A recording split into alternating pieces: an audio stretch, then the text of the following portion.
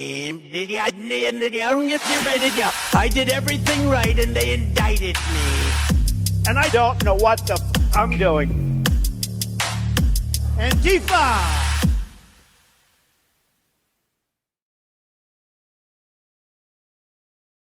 Hello, everybody, and welcome to the Katie Halper Show. We are so thrilled to be here with you. We are going to jump right into our first interview. We have a great lineup, but our first interview is with none other than Representative Ro Khanna of California. So we are going to bring Representative Khanna right onto the show because we have less time than we thought we would have. And then I'll make all sorts of boring announcements about how you should give the show a like, you should subscribe, you should become Patreon supporters, et cetera, et cetera. So welcome back to the show, Representative Khanna. Thank you. Always a pleasure to be on. Thank you. Yes. And I appreciate your time because we know how busy you are. And we have a lot to cover in the next 15 minutes. So we had the political earthquake this week in Michigan, the Democratic primary, the underreported attempts to more closely integrate U.S. and Israeli intelligence, mid-bombing campaigns against Iran, and still in Gaza post-ceasefire, along with your widely covered recent trip to the West Bank and the harassment and detaining that you face by Israeli settlers. So, Congressman Khanna, welcome to the show. That's your real intro. Thank you. So, as the New York Times reported yesterday, there is a push to undertake, quote, a far more integrated defense and technology partnership built around legally mandated defense industrial cooperation between the two nations, speaking of Israel and the United States. Both the House and Senate have included such a proposal in the annual defense policy bill, laying the groundwork for melding, Freudian slip, U.S. and Israeli defense and intelligence capabilities in profound ways that some critics find alarming, end quote. You are one of those critics, Ro, I imagine. What should people know about the development and what do you find alarming?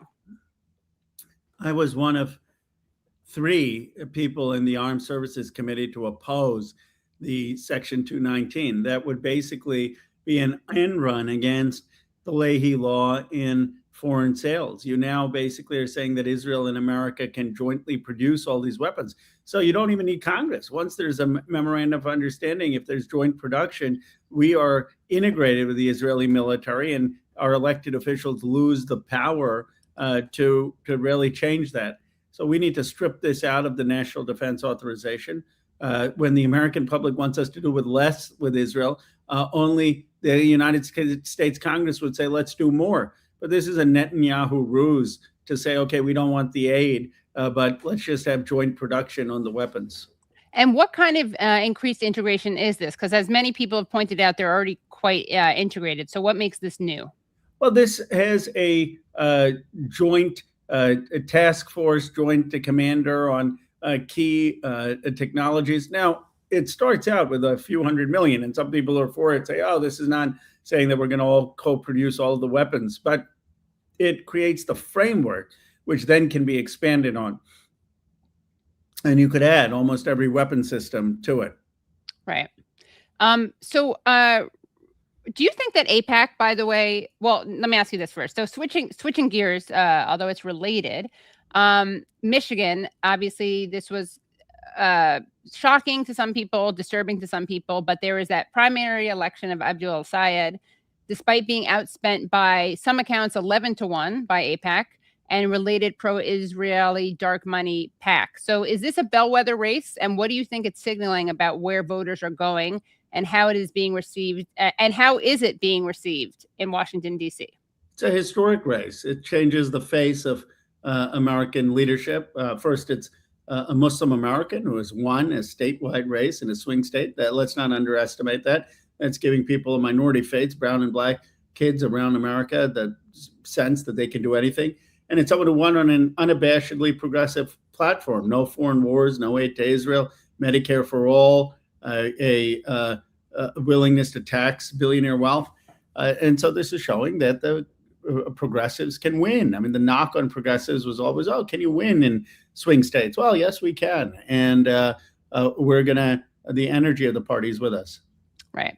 Now, do you think, by the way, on a related note, that AIPAC should be forced to register under FARA, the Foreign Agents Registration Act? I do not. I don't take any money from AIPAC, and AIPAC has attacked me, I think, more than any member of Congress. But my view is that these are American citizens who are advocating for a viewpoint that I strongly disagree with. I don't take any money for them, obviously. I banter with them or parry their blows all the time. But I still would meet with people in my district who I know they're American citizens. They're hardworking. They don't vote for me. But if they reach out, that's their right. That's a democracy. And, I go everywhere and talk to anyone in the pursuit of practicing democracy. Okay. Well, because we don't have as much time as we had wanted to, I'm going to have to insert some clips later because you very bravely went on a fact-finding mission last month to the occupied West Bank, and you were stopped by Israeli settlers, and you were detained. And we're going to insert video of this happening and you talking about this. But around that same time, you did a very viral interview with Jeremy Scahill at Dropsite News. Wow. And you maintain that Israel should still have access to U.S. weapons, though limited to defensive weapons. And again, this caught the attention of a lot of people. So right. I want to know, do you maintain your position that Israel should have legal access to U.S. weapons after and while they're committing what you've called a genocide? Well, what I said is zero aid, zero military sales that are weapons used to kill civilians. I'm a co-sponsor on the Stop the Bombs Act. I've supported all of Senator Sanders' amendments. But the question I was asked is, would you have a global arms embargo on Israel getting Iron Dome? And I said no for two reasons. One, I don't think America should be enforcing it. Like, are we literally going to be stopping other countries from selling Israel Iron Dome? That's getting into a foreign entanglement. And secondly, there are Israeli lives there and American lives, 700,000 Americans, and I'm for protecting civilian life, whether that is Palestinian, whether it's Indian, whether it's Jordanian, whether it's Israeli. But what I have clearly said is that I'm opposed to any military sales to kill civilians, and I'm opposed to all aid. But I mean, I understand the defensive nature in theory of the Iron Dome, but given that you yourself have said that they are committing a genocide, isn't, like, if you use an analogy, like a guy who is stabbing people, walking down the street, stabbing people, if we give that guy a shield, even if it's defensive, like, we are now complicit in his criminality, right? So isn't that what we would be doing? Selling the guy a shield to continue the analogy? I believe that the Israeli government has committed a genocide, but that doesn't mean that the 700,000 Americans living there or the Israeli civilians living there, including Israeli Arabs, should suffer death if their missiles launched there. And I also don't understand what the U.S. would do in terms of, like, would we want to have American warships basically trying to block any missiles from coming into Israel? I mean, I don't think we should be going into wars over this. I think we should be pushing for a peace process, and we should be recognizing a Palestinian state. We should be stopping our aid. Today, Yonah Levy was indicted. His group is the one who detained me.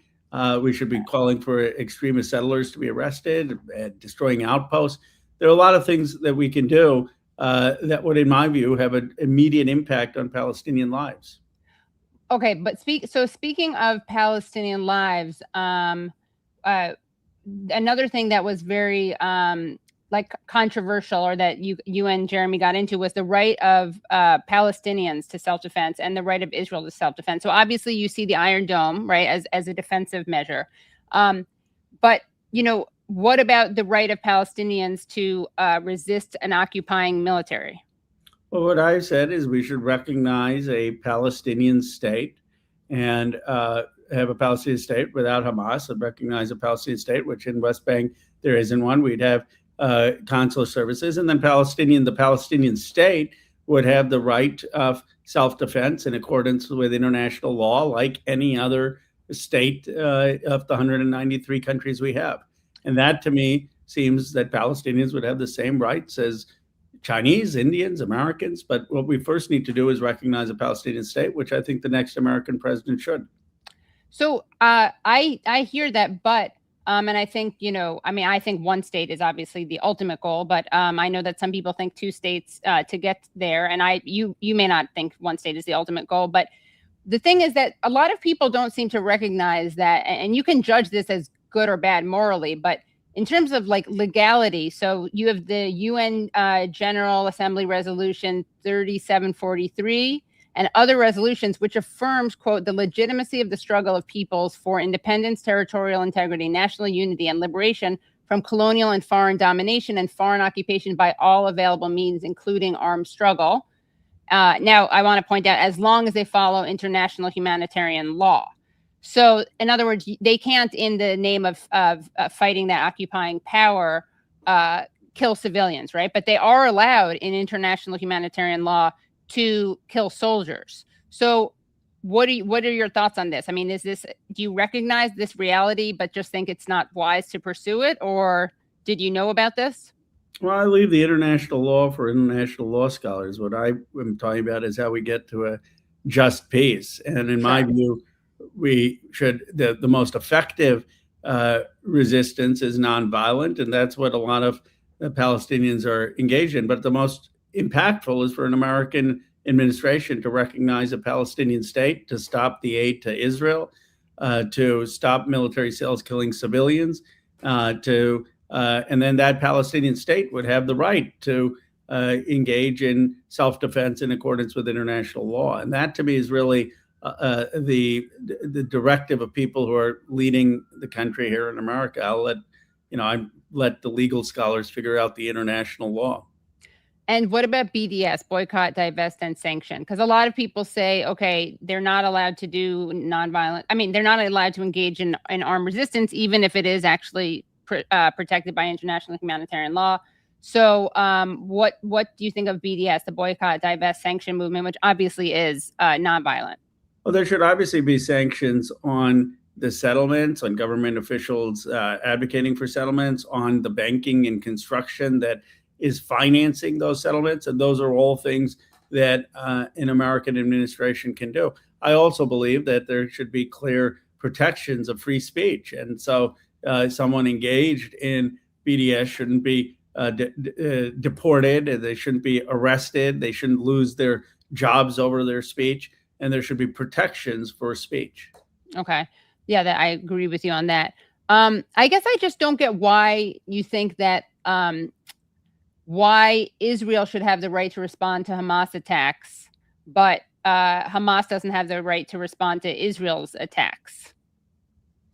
Well, Hamas is a terrorist organization that massacred people on October 7th. And, I have would never ever justify what Hamas did. And I think they're not constructive to a Palestinian people. And I believe that what an American president should do is recognize a Palestinian state without Hamas and work towards giving Palestinians a voice. And that Palestinian state, I believe, would have the right to self-defense in accordance with international law. And I've called for the Netanyahu to be arrested along with Putin in terms of his violation of the ICC and committing a genocide in Gaza. So it's not like I give the Israeli government a pass for what they've done. I'm saying that they need to be arrested and held accountable under international law. Right. I mean, I would say that, Hamas was, they've been accused of war crimes for sure, as has the Israeli government. And I don't defend like any war crimes, but they have been the government of Gaza. Of course, no one pays attention to this. I'm not talking about you, but it's insane to me that they've said time and time again that they were willing to give up governing. It was actually Israel that didn't want them to do that. But I do think there's a double standard. And I hope that, that there is, we also don't arm Hamas, right? So that's the other issue, is that I think that our response to Israel and to Hamas should be different, given that we are arming one side and not the other. And we constantly talk about how they're our allies. Anyway, so I think that, you and I obviously agree on certain things, disagree on other things, but I am grateful that you take the time to come on shows. And you are often credited with this. For coming on shows where you disagree. And when are you going to announce your presidential run?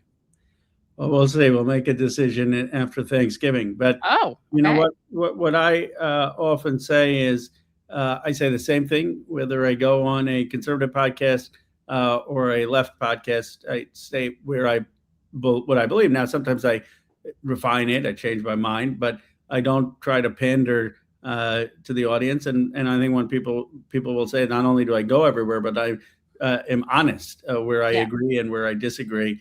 And I think that's ultimately what's important, is people get a sense of integrity and taking stands of what you believe, as opposed to trying to just put your finger in the wind and appeal to groups and tell them what they want to hear. Yeah. One more question. Do you think that Hamas has committed more war crimes, though, than the Israeli government?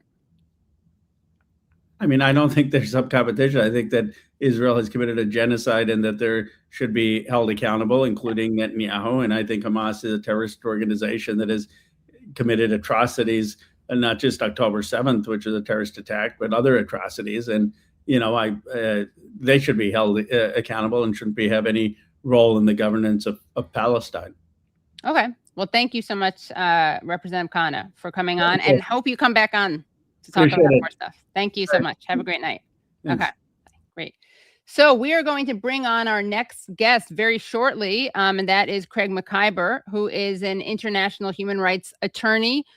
He resigned, as people probably know, he resigned from the UN over its failure to hold Israel accountable for its ongoing genocide. But before we bring on Craig, we are going to play a very short video of Craig. So let us bring him on right about now. Let us start that video right now. Metaphorically. Well, thank you very, very, very much. And let me say what a tremendous honor it is for me to be here with this assembly of truly extraordinary voices for justice and for the public good. I really don't take for granted these days the courage that it takes at this moment in history in particular, when powerful forces, not least the US government, are systematically attacking all who dare to challenge the empire's lawless tyranny, and all who dare to stand for truth when the truth is criminalized, and for justice when injustice is made the official orthodoxy. Voices like that of Jill Stein and Ali Abunimah and Medea Benjamin, all of whom I have admired for years and from whom I've drawn so much inspiration, and those of the Green Party organizers and candidates and activists who are here today from coast to coast and beyond. Your presence here today, at a moment when dissent and the truth itself are criminalized, is a signal to the world that you will not be co-opted, that you will not be intimidated, and that you will not be silenced. So I'm very grateful to be in conversation with you today. Well, we're meeting at a moment of extraordinary darkness, as has been well outlined by Ali. From Khan Yunis to Beirut, from Tehran to Havana, from the Mediterranean Sea to the Caribbean, and from New York to Los Angeles, there is a cloud descending on humanity. As I speak, a violent axis is rampaging across the globe, committing acts of serial aggression, destruction, and genocide, kidnapping leaders, stealing resources, destroying infrastructure, murdering innocents, and dismantling institutions of law and diplomacy. The two highest crimes in international law, aggression and genocide, perpetrated in broad daylight, day after day, month after month, year after year, over and over again, while the perpetrators boast of their crimes and arrogantly dare us to try to stop them. This is the US-Israel axis, a marriage made in hell, merging the arrogant lawlessness of US imperialism with the violent racism of Israeli Zionism, and the latest technologies of surveillance and murder with seemingly limitless impunity. And mark my words, if we do not confront it and stop it, that hell is coming to the doorstep of each and every one of us. Already today, the world is recoiling in horror as the Israeli regime, armed and funded and protected and accompanied by the US empire, rampages across Western Asia, leaving a trail of blood and destruction from the Mediterranean coast to the Persian Gulf and beyond. As it perpetrates genocide in Palestine, aggression, war crimes, and crimes against humanity in Lebanon, in Syria, in Yemen, in Iran, and beyond. Unlawful occupations in Palestine, Lebanon, in Syria, and assassinations across the region.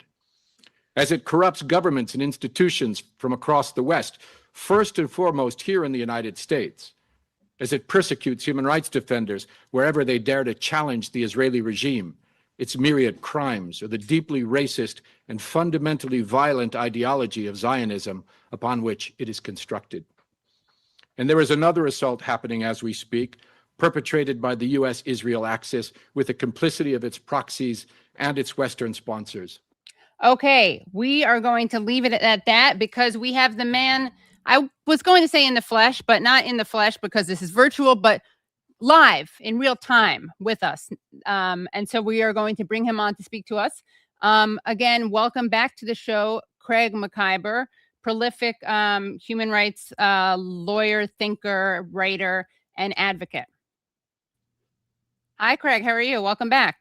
Hi, Katie. So good to be back with you. Yes, thank you for joining. Wanted to know if you were able to, I'm not sure if you listened into that chat I just had with Representative Khanna, but if you had, what responses you had to it? Well, it's great that Ro Khanna comes on to independent media in ways that most politicians in the United States are afraid to do. And it's great to see him on this show. It's great to see him speaking to the progressive community. I think all of that is very much to his credit. It's also to his credit that he's been so outspoken in standing up to the Israel lobby and to the Israel proxies in Washington, and I think defending the Palestinian people in very important ways. I think he is on a growth curve and a trajectory that is positive. I think he has a long way to go. I mean, imagine a situation in which U.S. politicians took the side of international law and international human rights instinctively and didn't look to carve out exceptions based upon the politics of Washington, D.C. So I think there, Ro Khanna has a little bit of a distance to go. I mean, to hear him say that, Hamas is a terrorist organization, so they cannot be armed and I cannot support them. But then in the same breath to talk about arming the Israeli regime, which is a genocidal apartheid regime that has for 80 years violated every norm of international law in the extreme. And that is, as we are speaking, carrying out a live stream genocide. For him not to be able to see let me use the word, the hypocrisy of that position, I think shows that he's got a bit more learning and a bit more growth to go before he can really be a representative of those people in the United States who want to see a foreign policy based upon equality, based upon human rights, based upon international law, and based upon some semblance of morality, not based upon the rules of exceptionalism that define politics in Washington, D.C. So, he's coming along, but we have to push him a heck of a lot further. Yeah. Well, you both went to law school, so maybe you guys can do some, legal reading study group or something, and you can push him along on that. I'd be very happy to bring him back to the law. Yeah. Right, yeah. Yeah. And then maybe even I'll suggest that you guys have shared the stage, kind of, not at the same time, but maybe you could share a ticket. Maybe he'll have you as his running mate. Who knows? A girl can dream, as they say. But no, thank you on that one. Oh, okay. I actually wanted to ask you a little bit more about some of those questions because I'm actually shocked by how little airtime the concept of the right to resist gets from our media and our political elites. I mean, I'm not shocked, but I am shocked at the same time, just because Israel's right to exist is always invoked. I mean, constantly invoked. And yet the entity that has the right to exist and resist, that was a Freudian slip because they're not given the right to even exist, much less resist, would be the Palestinian people as an occupied people undergoing genocide. And I've asked you this before, but I think it's really helpful because I think a lot of people don't understand how you can prevent war crimes in other words, I've asked you this before, but the question is basically what is Israel allowed to do as an occupying power to protect its citizens? And what are Palestinians allowed to do as the occupied people to protect its citizens? Well, Katie, this is why the United States has been such a vociferous opponent of international law as a construct. As you know, the U.S. government likes to talk about a rules-based order, which is something different from international law. It's basically that Washington makes the rules and everybody else has to follow along, and they are exempted from those rules, as are their closest allies like Israel. International law is very inconvenient for them because international law is very clearly codified and it's universal. It applies to everybody. And so universally allows for peoples who are fighting against foreign occupation, colonial domination, and racist regimes to use armed force to defend themselves. The Palestinian people have a right to take up arms to defend themselves from the Israeli regime. And that is not something which is in any way vague. That's very clearly defined in international law.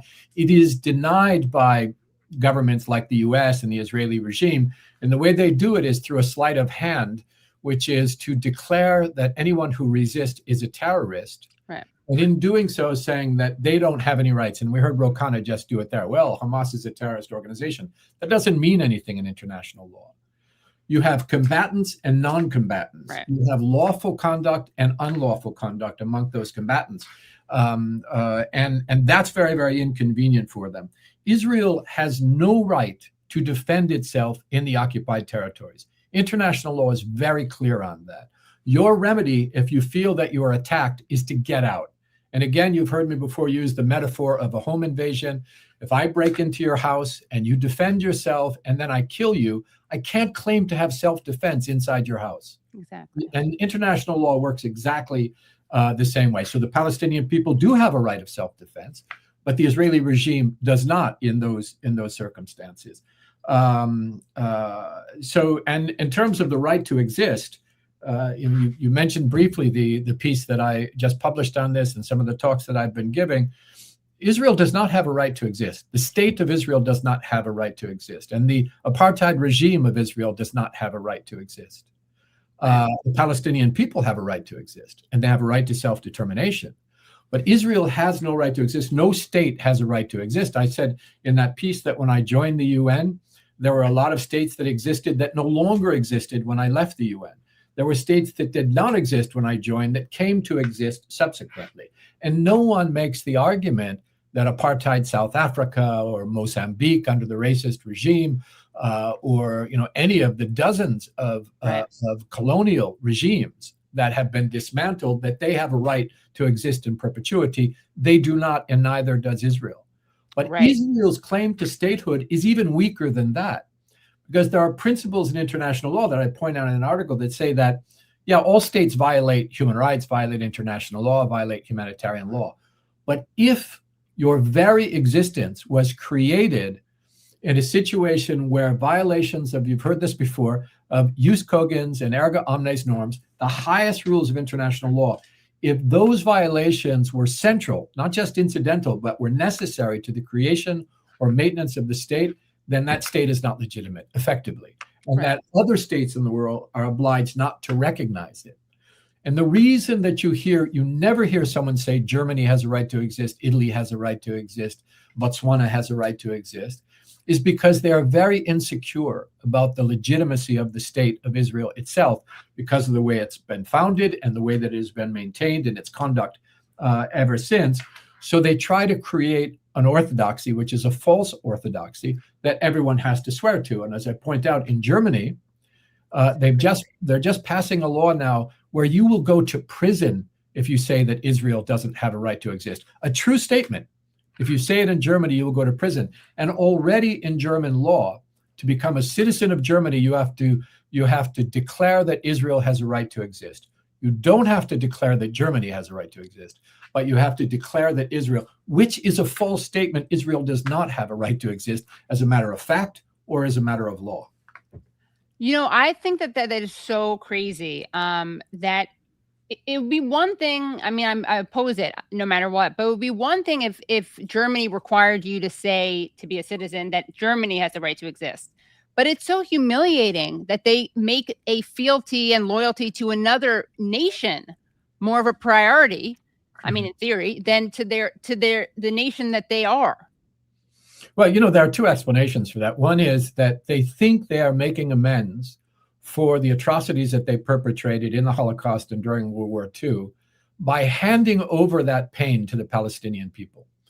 And they are in the process doing something which is terribly anti-Semitic, which is equating the regime of Israel with the Jewish people, which is just false, and slanderous against Jewish people everywhere. So they continue their tradition of anti-Semitism. They continue their tradition of Islamophobia and anti-Arab and anti-Palestinian racism, and they continue their long chain in tradition of the perpetration and support for genocide perpetrated by the German regime in Namibia, genocide perpetrated against Jews and Roma and others in Europe, and now fully supporting the genocide of the Palestinian people. The German ruling class is nothing if not consistent in all of that, and it's very, very convenient for them to put all of those people over there and to say that somehow adding one crime on top of another crime washes their hands of the horrors for which they've been responsible. All they are doing is adding to their horrible rap sheet of crimes that have been on the record now for over a century. Right. Yeah, no, that's really important. I mean, the way that I always think about how it is, of course, indeed anti-Semitic to conflate the state of Israel with all Jews. It's what Israel wants us to do. It's also ironically what anti-Semites have done, right? Like they use the term Zionist and Jew interchangeably, right? The Zionist this, the Jewish that. But I never thought of how it is a continuation of it. I mean, obviously, they're not gas chambers, and I'm not doing the ahistorical analogy, but it is interesting that is almost like their present day watered down version of it. And the real victims, though, of this for now are the Palestinians. And the real perpetrators, meaning, the German ruling class, get away scot-free. Right. Once again, so impunity is the order of the day for them, the actual perpetrators. Impunity is the order of the day for the Israeli perpetrators. And another group has to suffer for the sins of the German class. And so, it's more continuation and consistency than it is any kind of surprising break with the past. Right. Yes. Very well said. And, it's also funny because they're not doing Jews any favors when they do things like this, given that Israel is claiming to represent all Jews, and given that Germany is also making that conflation, and then they make this overt gesture of exceptionalism and special treatment towards this Jewish state. Like, do they not think how that could look for people who are going to feel resentful? And this is a very dangerous thing that they're doing. And again, I don't like it. This is so far down in the priority because right now there is a genocide of Palestinians. I'm just showing the rank hypocrisy of claiming that this is good for the Jews. Yeah. Well, there's a kind of admiration amongst the right wing around the world, including in Germany, including in the ruling class, for Israel as an ethno-supremacist state that uses force to impose itself in ways that they can only be jealous of. And you get a lot of that as well. This idea that Israel is providing an example for far-right ideology, and that it is successfully, from their perspective, imposing its ethno-supremacist regime on others, the racial hierarchies with which the ruling class in Germany has always been so comfortable, and so supporting that comes rather naturally to them. They don't give a damn about anti-Semitism. This has never been about combating anti-Semitism. They don't give a damn about providing justice to the victims of the Holocaust. If it was, they would have given East Germany to them rather than somebody else's land, to the Zionist movement. This is about the ideology of Zionism, which is shared. Zionism is an official state ideology of Germany, not just of Israel. I would argue it's an official state ideology of the US government as well. And it's got nothing to do with Jewishness. It's got nothing to do with anti-Semitism. It's got everything to do with supporting a regime and an ideology that serves also the purposes of the ruling classes in places like Germany and the United States and the United Kingdom, obviously. We cannot let them get away with the smoke and mirrors. And let me just add one more thing to the righteous people in Germany who have been fighting against this genocide and fighting against the repression in Germany, who are being beaten to a bloody pulp. Yeah. German police in scenes that are truly reminiscent of the Second World War, simply for defending human rights and opposing genocide and standing up to the Israeli regime. The scenes that are coming out of Germany are absolutely bone-chilling. And you can see, you scratch a German security establishment, you find at least the roots of the Nazi past in that country, when you see the way that they treat their own people simply for standing up, let alone the way they treat migrants in that country for standing up, and especially the way they treat Muslims and Arabs and Palestinians who are trying to stand up against this genocide. This is a truly globalized genocide. And at the tip of the spear, beyond the Israeli regime, are the Germans, the British government, the US government, and their corporate partners in crime. Yeah, what's absolutely fascinating and was very shocking to me. I mean, I've seen the absolutely disgusting. In fact, Brad, I'm going to send you some because I didn't anticipate this, but it's very important. I'm going to send you, Brad, some videos because I think it's important to show. But what really shocked me was that these videos of violent repression, I have to say, I'm not really shocked when they happen at Palestine marches, because we've seen such an impunity towards the suppression of people just literally,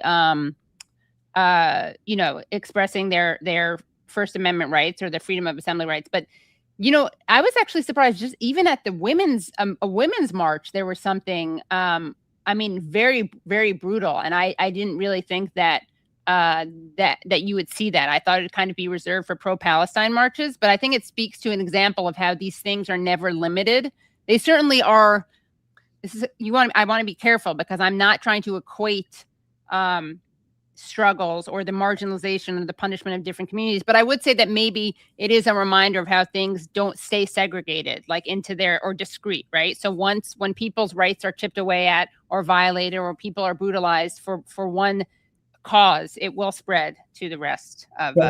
This is why we say that the Palestinian people are on the front lines of a struggle that is defending all of our rights. Right. And that's why you see very clearly, we've spoken about the imperial boomerang before, that the kinds of atrocities that we have been sponsoring in Palestine are now coming home through ICE agents breaking down doors in the middle of the night and shooting people in the middle of the street. ICE agents whose agencies have been trained by Israeli law enforcement, who've gone on junkets to Israel. The same thing with the FBI, local law enforcement, the militarization of our police, all of that's been happening in Germany as well. And so there's that reality of it. It's also true that what is happening here in repression against people who are speaking out against the genocide is an extension of the genocide that's happening in Palestine. Those who are defending the victims in Palestine are suffering consequences, brutal consequences here in the West. That is an extension because the Israeli regime, its apartheid structures, and its ongoing genocide could not be sustained because it's a colony, could not be sustained without the Western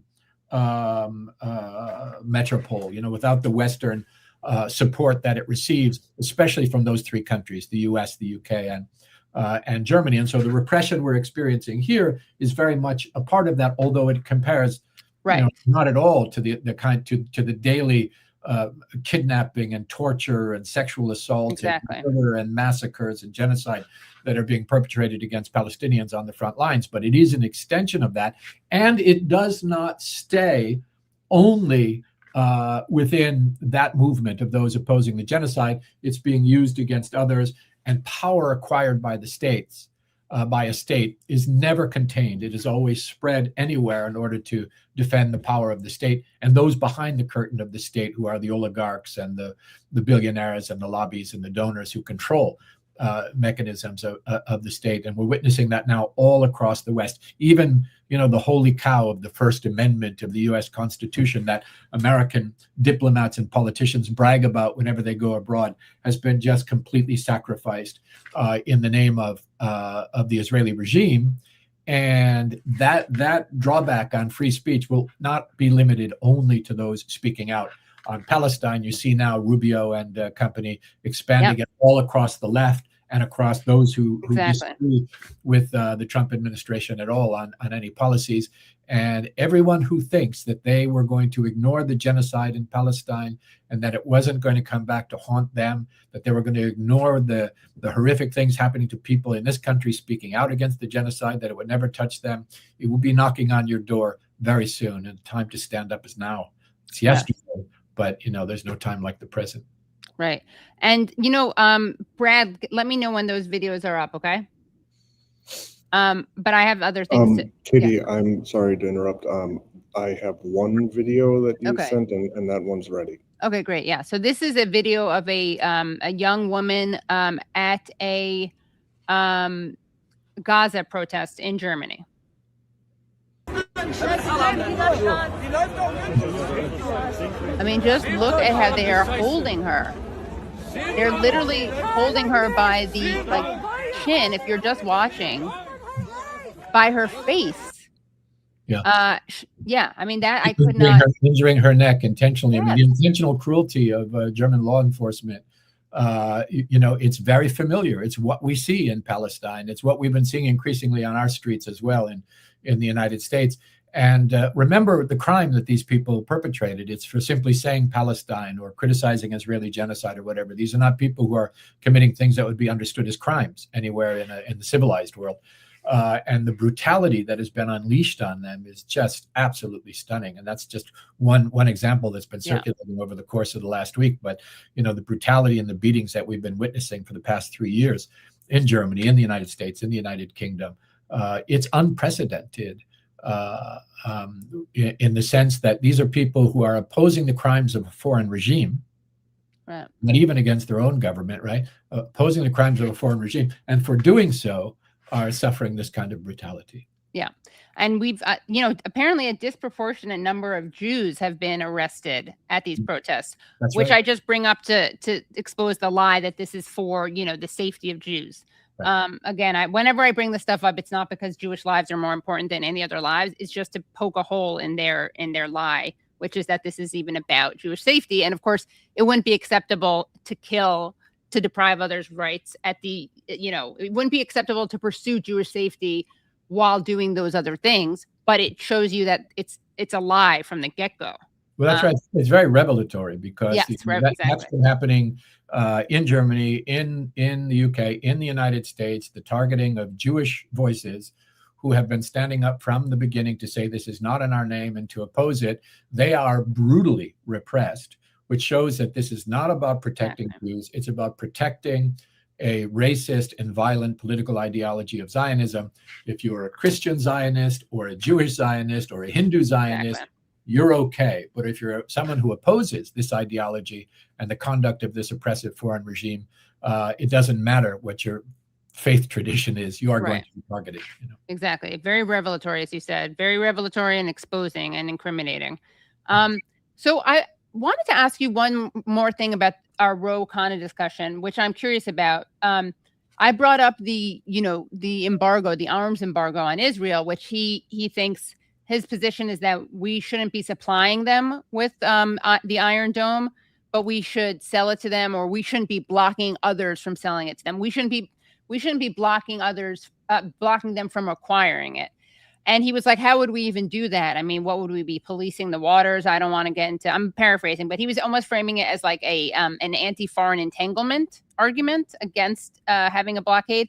But how does this happen? And how does an arms embargo get implemented in ways that aren't, I don't think, belligerent on an international level? Yeah.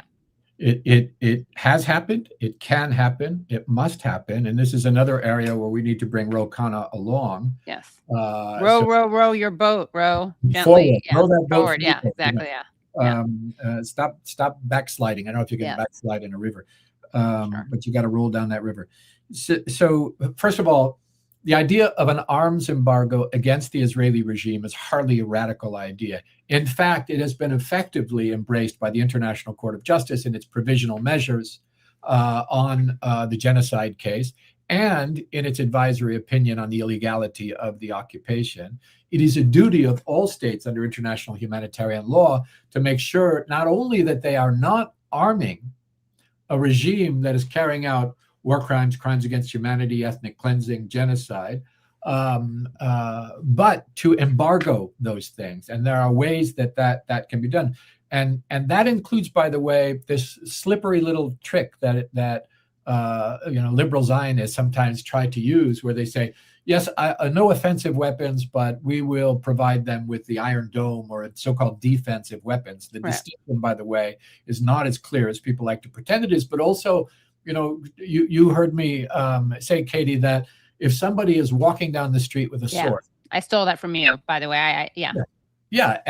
And you hand them a shield and they're massacring people with their sword, you are complicit. You are an accomplice in those crimes. And and so it is with Israel. The international community has duties under international law to impose a total arms embargo on the Israeli regime. And that doesn't mean these arms are okay and those aren't, or we won't give them, but we'll sell them to that regime. Those are breaches of international legal obligations. It could happen tomorrow. First of all, the U.S. could do it unilaterally. There's nothing to stop the U.S. government from saying, we're not supplying them, we're not providing them, and we're going to use all of our diplomatic and economic and other powers to make sure that no one else does. Yeah. And you could also you don't have to invade another country to stop it. No, you just turn off the pipeline. Yeah. Well, the other thing that you could do is you could support initiatives in the United Nations. And this doesn't happen because of U.S. and UK vetoes in the Security Council. So even if the U.S. doesn't do it, it could still happen. Because as I've said before in these discussions, you could have a so-called Uniting for Peace resolution in the General Assembly, and you could adopt a program of sanctions and a military embargo against the Israeli regime. All the governments that wanted to sign on, it wouldn't have to be 100%, could sign on to that regime. It could then be monitored, reported on, expanded by the General Assembly, and you could then isolate the regime, as was apartheid South Africa, as was the case with apartheid South Africa, and impose this embargo on the Israeli regime that would help to end its impunity, would help to reduce its belligerence, would help to reduce its capacity for genocide and serial aggression. That's not just moral. That is a legal obligation on the part of all states. And any government official, parliamentarian or executive or otherwise, any member of Congress or of the State Department or anywhere else, who denies that is simply aligning themselves with the crimes of the Israeli regime. It can be done, and it must be done, and it's obligatory. It's just not being done, unfortunately, but that's what we need to keep pushing. Yeah. And going back once more to the German discussion that we were having, which is related to this, obviously, but, it really proves that never again was not learned or applied. It's just been, shifted. The population has been shifted. So maybe never again will they do this to, Ashkenazi Jews. But certainly they are happy to do it to other peoples, and including the people in order to pay it forward. They're like paying their genocide forward, German, with using Israel to do it. Yeah. And the people paying the price are the Palestinians, and paying with their lives. Yeah. Never again, as a slogan, without universality, is a very old declaration of war and atrocity. The Germans under Hitler, they said never again because, one, they felt that German minorities that had become part of the surrounding areas were being persecuted, and they thought that they had been humiliated in the peace treaty, that left them, vulnerable and broke and so on. And so they said never again for Germany. That didn't help anybody. Right. Never again is a universal principle that means no violent racism, no genocide, no war crimes, no crimes against humanity ever for anybody. Exactly. And if you embrace only the first half of that and not the second half, you are no better than those who have perpetrated atrocities throughout the generations. And what a terrible thing to do to the memory of the victims of the Holocaust, to invoke their name and their suffering in order to perpetrate the same kinds of crimes on another people. That is the ultimate, it seems to me, disrespect for those who suffered in the Holocaust. Right, yeah. And that's why I'm making this documentary, capturing the voices of these survivors who are saying never again is now, not the way Netanyahu means it, in the opposite way, and saying never again for anyone and not in our name. And, if we lived in a just world, these people would be, covered all the time by the media, and they'd be invited by politicians to speak. Instead, it's the people who are weaponizing a genocide to justify another one. And by the way, Craig, I got to show you this. So Mark Alberno writes, Craig Mokhiber for president 2028. I agree. So if Ro Khanna rejects my offer that I'm making on your behalf for you to be his running mate, to row him along that river of enlightenment and righteousness, you may have to consider your own run. I know it's going to be change of plans because as of a couple minutes ago, I already told you you're going to have to run with Ro, but that's it. It's you or me, Ro, or you and me. So right. You just let me know. Yeah. Run and row. That's good.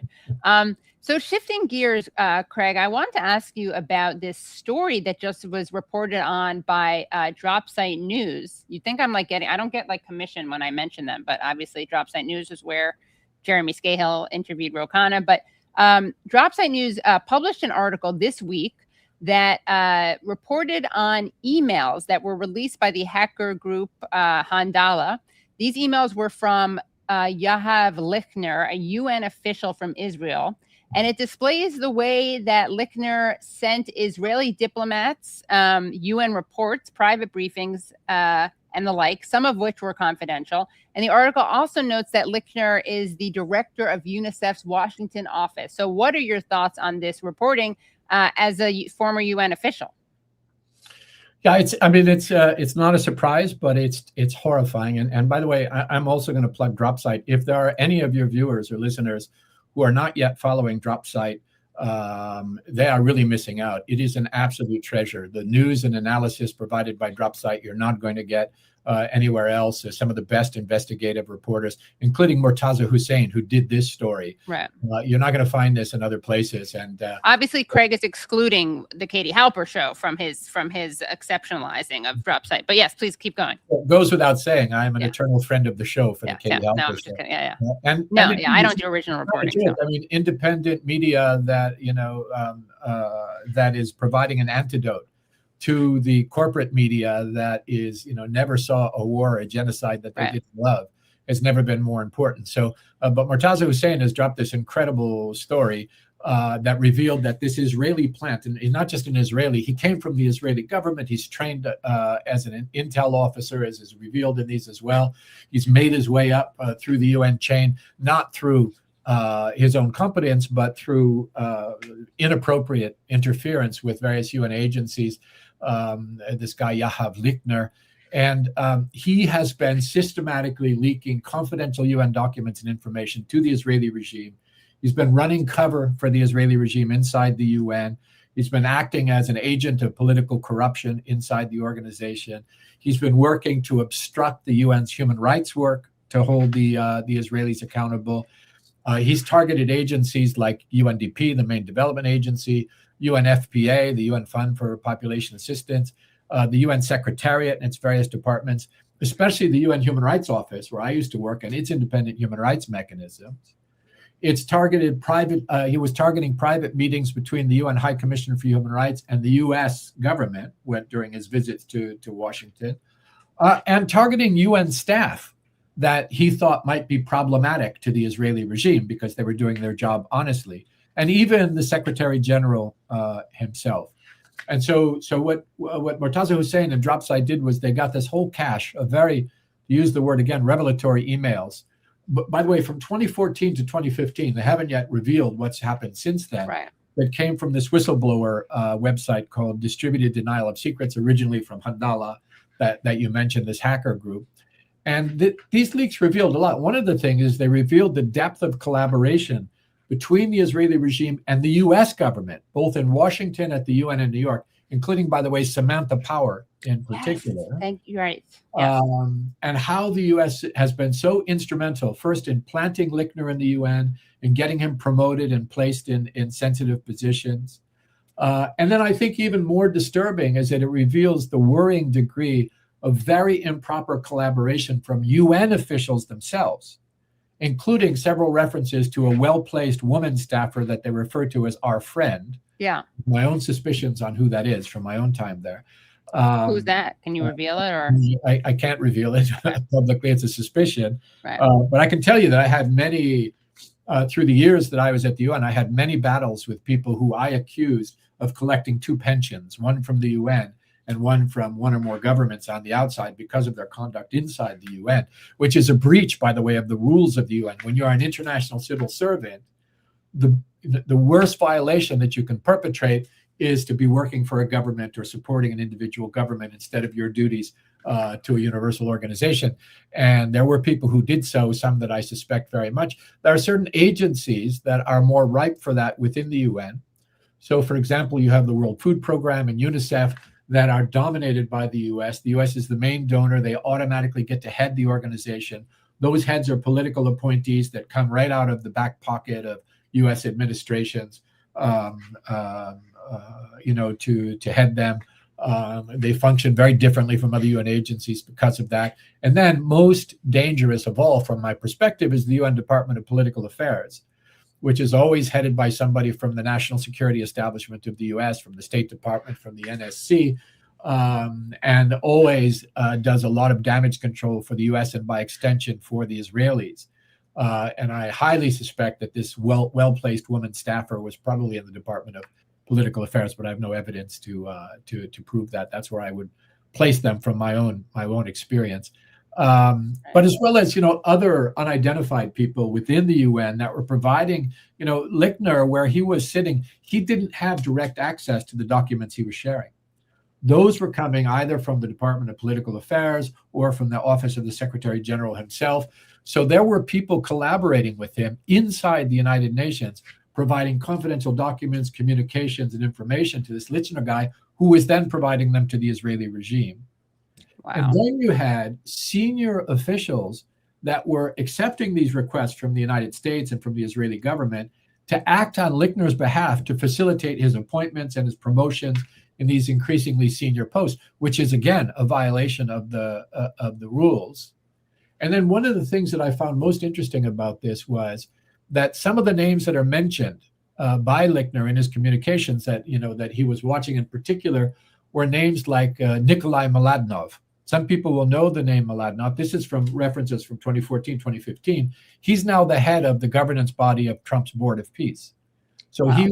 He was appointed as the special coordinator, was very much embraced by the Israelis in that role, was a constant source of irritation for the human rights side of the House because of his whitewashing of Israeli abuses while he was in that role. And then he accepted this role as one of the leading faces on the unlawful and horrific Colonial Board of Peace of Trump. So that tells you how long some of these people were cultivated. Or Catherine Colonna, who is mentioned here in these emails, who years later would be tapped by the UN to lead the UN's investigation into UNRWA after the US and the Israelis made false accusations against UNRWA in an attempt to shut it down during the genocide in order to facilitate the genocide. That's very interesting to see who he was interacting with. And then there is the scandal that came up year after year that's mentioned in here. The Secretary General's Special Advisor on Children in Armed Conflict issues this annual report of countries that are violating the human rights of children in armed conflict, and it creates a list that goes to the Security Council for accountability purposes. And every year, the Israeli regime would be on that list, and it would be removed in the Secretary General's office before the report went public. And here you see this Lichtner guy working behind the scenes to make sure that the Israeli regime is purged from that list as well. Wow. So, and it's mostly human rights. You see several references to attempts to either influence or water down or counter UN reports on Israeli atrocities. And remember, this guy served in 2 UN agencies and is currently the head of the UNICEF office in Washington, D.C., the main agency responsible for the rights of children.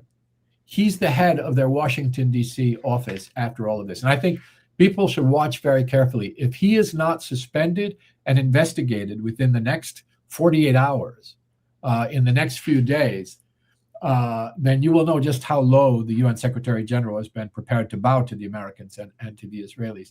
And then it'll be interesting to see what the Trump administration does after this. But I just say, Kitty, this is one of the worst kept secrets in the UN, which is the growing reach of the Israeli regime influence inside the UN through spying, through planting regime proxies inside the organization, through the creation of these Zionist harassment cells like UN Watch and UK Lawyers for Israel that attack UN officials and human rights monitors, but especially through the extraordinary mobilization of pressure from the US government on behalf of the Israeli regime pressuring UN officials, starting with the Secretary General on down, and telling them, you will do what Israel wants, or we will cut your budget and we will make you pay in other ways as well.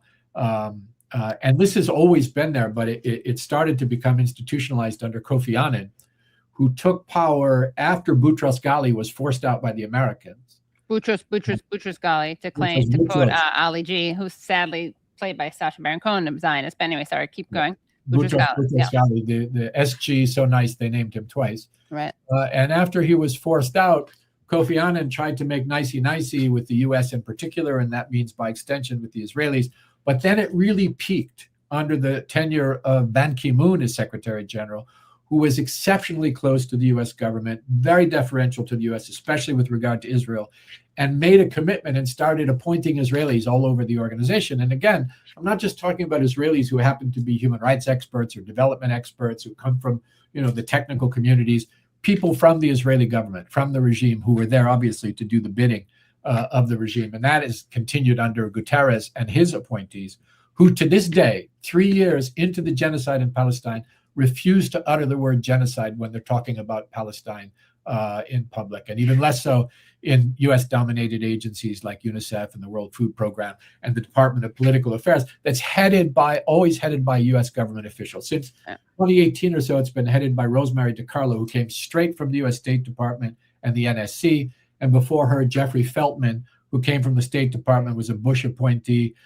served in the U.S. Embassy in Israel, very close to the Israelis, was a part of the occupation authority in Iraq, the U.S. occupation in Iraq, was Assistant Secretary of State for the Mideast, doing the Israeli bidding in U.S. foreign policy. And you have no firewall between the demands of individual powerful member states like the U.S. on the one hand, and the budgeting and appointment processes in the UN on the other, even though these are breaches of the rules.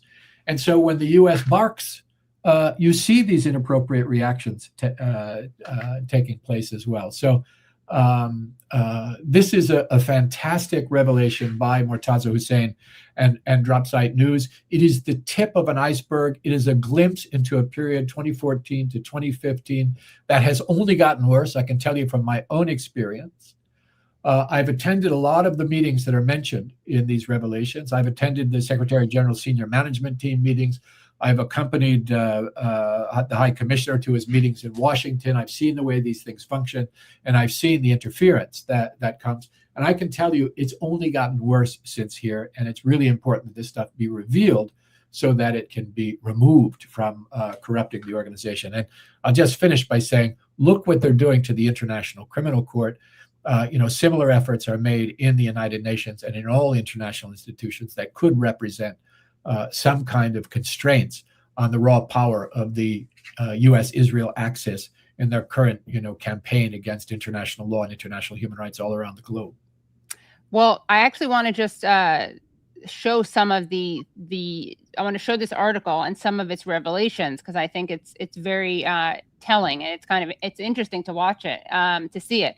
Okay, so here it is. For your eyes only, Israel's mole inside the United Nations. Hacked emails show Yahav Lichner, a UN official, repeatedly supplied Israeli diplomats with confidential UN reports and private briefings. He now directs UNICEF's Washington office. And here are some of the translated leaked emails. So here's one. Unfortunately, it doesn't let me zoom in that much more. Okay, it's funny. I have to zoom out to zoom in. Okay, but it says, for your eyes only, not for distribution, attached is a classified internal summary of Zed's meetings in Washington. See who he met with there beyond Rice and Mahmoud. He also met with members of Congress, including our friend Graham, RIP, and Jewish organizations. One of his insights from the visit is that his funding from the Americans, Congress, is in danger because of the Gaza Commission of Inquiry, and therefore he is trying to do damage control and distance himself from the report. Below are excerpts from his summary. So what do we know about the Gaza Commission of Inquiry?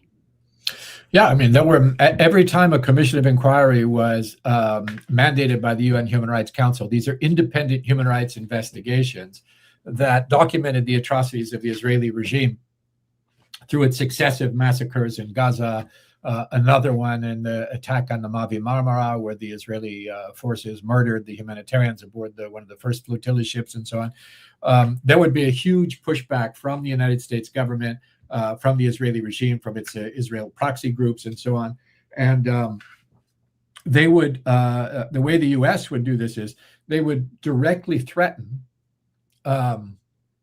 the funding of the organization and the individuals at its head. So they would threaten high commissioners, secretaries general, whatever, with all kinds of sticks that they have at their disposal. And so you would often see the case of senior officials trying to distance themselves from UN, just as Antonio Guterres is doing now, with the findings of the UN Commission of Inquiry on the genocide, with the special rapporteur, who they have done nothing to defend.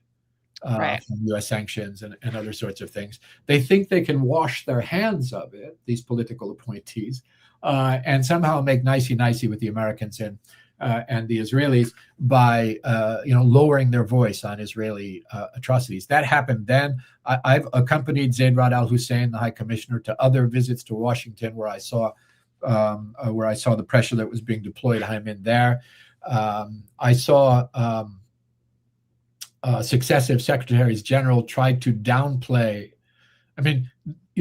Initiatives. For example, there is an annual database that monitors companies that are unlawfully doing business in the occupied territories, supporting the unlawful occupation in Palestine. There's a database of these businesses that's been mandated by the member states themselves in the Human Rights Council, and at the behest of the Americans and the Israelis, that database, which is supposed to be published by the High Commissioner of Human Rights in the office that I used to work for, they delayed that for years intentionally and reassured Zionist organizations that they were delaying it. Wow. Successive secretaries general, including Ban Ki-moon and Antonio Guterres and others. So you see those kinds of things happening. So the internal pressure, the pressure, especially from the Americans, but the pressure also from these Israel regime proxy groups that attack the UN and so on. And then they go to Congress. And the Human Rights Office is not represented in those congressional hearings. They bring in these Zionist attack cells like UN Watch and others, who simply spout their lies and their attacks and their smears on behalf of the Israeli regime. And that's the congressional record, and that gets fed into to budget decisions on U.S. funding and for various programs and organizations and so on. So the threats are real, but you have a choice to make as a UN official. Choice number one is that you choose the norms, the standards, international law, the human rights rules, your oath as an international civil servant, and the mandate of your organization to defend human rights without fear or favor. That's choice number one. Or you give in to political pressure and you say, okay, we will criticize human rights abuses in countries X, Y, and Z, but we won't criticize those that the American government doesn't want us to criticize. The minute you have done that, there is no reason for the UN to exist, because then it's just a conference hall for the most powerful states to dictate to the less powerful states. And that's the law of the jungle that exists outside the UN. The UN was supposed to set up a system of international law, international diplomacy, where you could mitigate the law of the jungle. If the UN itself is an extension of US empire, an extension of the law of the jungle, there's no reason for it to exist. So as a UN official, especially if you are the Secretary General, the High Commissioner for Human Rights, or whatever the case may be, your duty is to just, without fear or favor, in every circumstance, defend the norms and standards of the organization. If that means they fire you, or they smear you, or they slander you, so be it. You're going to be okay. You were appointed to this job not because you came from working in a garage somewhere. You are a privileged person. You're going to be just fine. Right. But your legacy will not be fine if you do these kinds of things. And they know that it works. That's why they do it. And they do it through planting their own people on the inside. One of the revelations in this report was, just mentioned in one of the documents was how somebody was going to be appointed to a position and they mobilized against it. And working from the inside, but also working from the outside by bringing in these threats threats, personal threats, threats to your budget, threats to whatever the case may be. Unfortunately, not all of the people appointed to senior positions had the courage and principle necessary to do the jobs to which they were appointed, and that's not a mistake. There is now a campaign for a new Secretary General. You can be damn sure that the candidate with the best chance of succeeding will be the one that the Americans, the Israelis, the Brits, the French, the P5 and others are least afraid of, the one who is most likely to do their bidding and to triangulate power as Antonio Guterres has done, and not to do anything to offend them. And I always repeat this quote from the Americans whenever election time comes up. They say they want a Secretary General who's more secretary and less general. And that's what we're going to get, almost certainly. Right. Craig, we have a couple more minutes with you, right? You've been very generous with your time. Sure. What do we wanted to ask you to just talk about why you spoke at the Green Party Congress, what the Green Party means to you, what electoral politics means to you, why you think the Green Party is so important. I think anyone watching the show knows what a horror show the last presidential elections were in the United States, where we were forced to choose between two parties, both of which were enthusiastically participating in a genocide, enthusiastically participating in serial aggression around the world, Democrat and Republican, enthusiastically embracing the oligarchs, the billionaires, the lobbies that control domestic and foreign policy in this country, both of which support neoliberal economics, both of which support corporatism at home, both of which support a for-profit healthcare system, both of which support militarism abroad, both of which support American exceptionalism abroad, both of which support neoconservative foreign policy. So on the things that matter most to the lives and livelihoods of people abroad and at home, they are barely distinguishable. One of them is more vulgar than the other. One of them, knows how to read, and the other side doesn't seem to.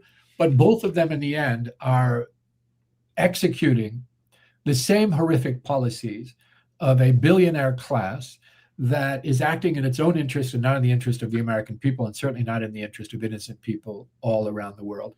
And we're told every 4 years, in fact, we're told every 2 years with other races, that we have to vote for the lesser evil, knowing by function of logic that the lesser evil is evil, and often it's not lesser. There was no more enthusiastic supporter of genocide in Palestine than Joe Biden. And Donald Trump is, in my view, I know there's debate on this, I think Donald Trump is a fascist, not because he's read fascist dogma or done research on the subject. Right. He's an instinctive fascist who has found a movement that is extremely fascistic that supports his power. And so I think he is a genuine fascist threat. And Marco Rubio, with all of his building this, what I've called a fascist international by convening right-wing governments and white governments from around the world to try to attack the left, to try to attack the people of Western Asia, the people of Latin America, and so on. I think, you've got to be really blind not to see today that this fascist curtain is dropping all around us. So we know that the threat from the Republicans is real. But we know that it was the Democrats who helped to build this threat. And we know without exception in our political history that whenever a move toward the reduction of human rights happened, whether it was, the neoliberal response to deindustrialization that caused so much deprivation in this country, the dismantling of the New Deal that caused so much deprivation in this country, the war on drugs with all of its disproportionate jailing of Black and brown bodies that caused so much suffering in these countries, the war on terrorism that legalized summary executions, kidnapping, torture, information mining of human beings in Guantanamo, the mass murder of people abroad, the erosion of our rights, the bailout of the banks. Every time one of those things was done, if it was done by first a Republican, it was consolidated and expanded by a Democrat. There are two major parties in this country that do not represent the interest or the values of decent people in this country, which tells us either we reinforce one of those parties or we look to independence and third-party options. For me, the Green Party represents my values, and so I was happy to speak at their convention in Chicago, where you actually have people who are standing up for the things that we believe in: human rights and equality and peace and environmental sanity, and diplomacy, and the belief that healthcare and housing and water and sanitation and food are not commodities for sale to those who can afford them. They are fundamental human rights to which we are all entitled. And that security is not state security. It's human security. It's the security of the person, including against a government that would drag you away in the middle of the night, throw you in an orange jumpsuit, and deport you somewhere. So the Green Party, very much aligned with those values. I think some independents are aligned with those values. And so I was very happy to join others who were there speaking, like Medea Benjamin and Ali Abanima and Jill Stein and Roger Waters and Brianna Joy Gray. It was quite an assembly, and candidates and organizers from all around the country from the Green Party who came together, including people running for public office. I think you're going to have a guest on very soon who is willing to throw his hat in the ring for that purpose. And you will notice across the board, it is these principled voices, those who have stood up to power and who now want to try to get inside the machine to make a difference and to give us options to vote for someone who doesn't offend our most basic values. And I think most Americans are disgusted in one way or another with the two main corrupted, bought and paid for political parties that represent the billionaires and those that can buy them and that act against our interest every day. And the Green Party is one venue for that. Well, Craig, Brad, I was going to show that you have if you ever run for the Green Party or something else, Brad has just come up with a great slogan for you, which is Mokhiber, less problems, Craig 2028. So this is your second presidential endorsement. And just really quickly, last thing, very quickly before we let you go, what are your thoughts on people like Daria Lizia Chevalier, Abdul El Sayed, Zohar Mamdani, people who are trying to effectuate change from within the Democratic Party? Look, I'm all for it. I know that there's a debate on whether or not that just draws people away from the real kind of resistance that we need. But I do believe that those who can make inroads into institutions where they might potentially have some impact and draw it away from those who we know. I mean, in every one of those cases, you had basically, look at Mamdani. Mamdani ran against the Israel lobby, Wall Street, the real estate lobby in New York, which is extremely powerful, all of the media corporations without exception, the Republican Party, the Democratic Party, all of the most powerful institutions in the country were united to stop him because they didn't want somebody who was outspoken against Israeli atrocities, many of them because he is a Muslim as well, and they harbor those deeply racist ideas about certain groups in the United States, because he had a populist progressive agenda that was going to focus on affordability in a city that 10 years from now won't be the same. It won't be New York anymore. It'll be a city just for rich people, and then it's not going to be interesting. Who the hell wants to be in a city just full of rich people without the richness and the diversity and the culture that has made New York such a great city? You can tell I miss New York. I know. And Mamdani, dared to challenge that. So whatever vehicle you can find, wherever you are, inside politics or outside politics, if you could challenge it, that's a good thing for progress. I don't resent that at all. Just don't be fooled into thinking that, and we have to keep the pressure on these people because we've been fooled before with very strong progressive. Will Lawrence today just said, who won his congressional primary in Michigan, he let his, I didn't realize this, he had let his DSA membership lapse this month, so he wouldn't technically be DSA member. And he already said today he would vote for Hakeem Jeffries as Speaker of the House. Yeah, this kind of thing. We heard that from AOC as well, who has broken our hearts, many times in the past. Fool me once, shame on you. Fool me 600 times, and that's a lot of shame on me. So we've seen this before, where progressive voices get into the Democratic Party, and then they taste a little bit of power, and then they're not on our side anymore. Right. So, if you can get in there and drive and create some principled change, more power to you. Go for it. But I think we also have to put a lot of energy into building alternatives that are not bought and paid for by the billionaire class, the oligarchs, the tech bros, and things like the Green Party are one opportunity to do that. We're not there yet, but these things have to be built over time, and that requires an investment. And so yeah, fight the fight wherever you can fight the fight. If you turn around then and start, voting for aid for the Israeli regime, or voting against, public health care, or whatever the case may be, then it's our job to punish you. Right. And I hope that we will. Yes. Well, thank you, Craig, so much. Let me just see if there any of the super chats relate to you. Well, I'm sure that you helped inspire the new members, so thank you for that. HT Flow. We already showed Craig Mokhiber for president. We got another member. Thank you, E. Rogers. Thank you, HT Flow. I showed that. Thanks, Katie. Awesome journalism, always courageous. Thank you, Turk. I agree. We have to try on all fronts. Who knows what will work? That's from Bob Bier. So thank you so much for those super chats. And Craig, thank you as always for coming on. Love talking to you. And you are our human rights law stringer for the Katie Halper Show. So, you may have felt compelled to resign from the UN, but you got such an upgrade. My conscience is very comfortable working with you, Katie, so I won't be resigning from you anytime soon. Great to be with you all the time. Thanks to Brad as well. Thank you so much. Have a great night. Okay, you too. Bye-bye. Bye, Craig. That was great. I love talking to Craig, and he's so eloquent. It's a little embarrassing because I'm like fumbling with a word, and then I hear him say it, like he, finishes my sentence, not in an obnoxious way, but very unassuming way. If I ever ran for office and need to give speeches or something, I would try to have him as my, in my ear person. I think we're just going to keep the show going because we have someone who's making an exclusive announcement. I think this is his first time announcing something that he's doing. It's very exciting.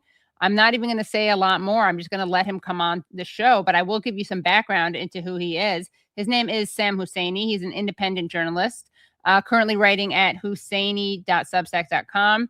He's written for a variety of publications, including Counterpunch, The Nation, The Washington Post, USA Today, and Salon. And he's written extensively about Palestinians and international law. He wrote last year. Well, he has repeatedly written about the possibility of a country invoking the Genocide Convention against Israel at the International Court of Justice. And he regularly attends State Department briefings, asking tough questions. And in fact, we are going to take a look at some of these interesting, tough question asking sessions. But without further ado, welcome back to the show, Sam Husseini. Great to be with you, Katie. Thank you for inviting me. Of course. So I have tons of questions to ask you about whether you want to respond to anything Khanna has said or Craig Mokhiber has said, also about your recent interactions with the powers that be, like Chuck Schumer. But first, I want to give you the chance to make this very important announcement. Absolutely. I am announcing here that I am running for Congress. I think that it's imperative that we get past the duopoly in a very serious way. The district where I live is Maryland's 4th district, right outside of Washington, D.C. It is currently represented by Glenn AIPAC Ivey. He basically got into office in 2020 on a flood of AIPAC money, knocking out Donna Edwards, who was a fairly progressive, Democrat, or, somebody you could work with. And she actually went to Gaza back in 2009. I think that's part of the reason they especially targeted her. And one thing that's interesting about the district is that Glenn Ivey 2 years ago won with 88%. Just totally crushed the Republican, and there wasn't a Green. The Greens here did a ton of legwork, got on the ballot, knocked on my door, said, let's make use of this ballot line that we got here, and let's really, push the issues. And so there's none of this spoiler stuff applies. I objectively have a better chance at winning this election than the Republican does. Right. It's an overwhelmingly Democratic Party district historically. And we just simply have to go at the duopoly in a serious way. And I think doing it in this district is actually especially poignant, because it's outside of DC, and it'll have, potentially national ramifications that way.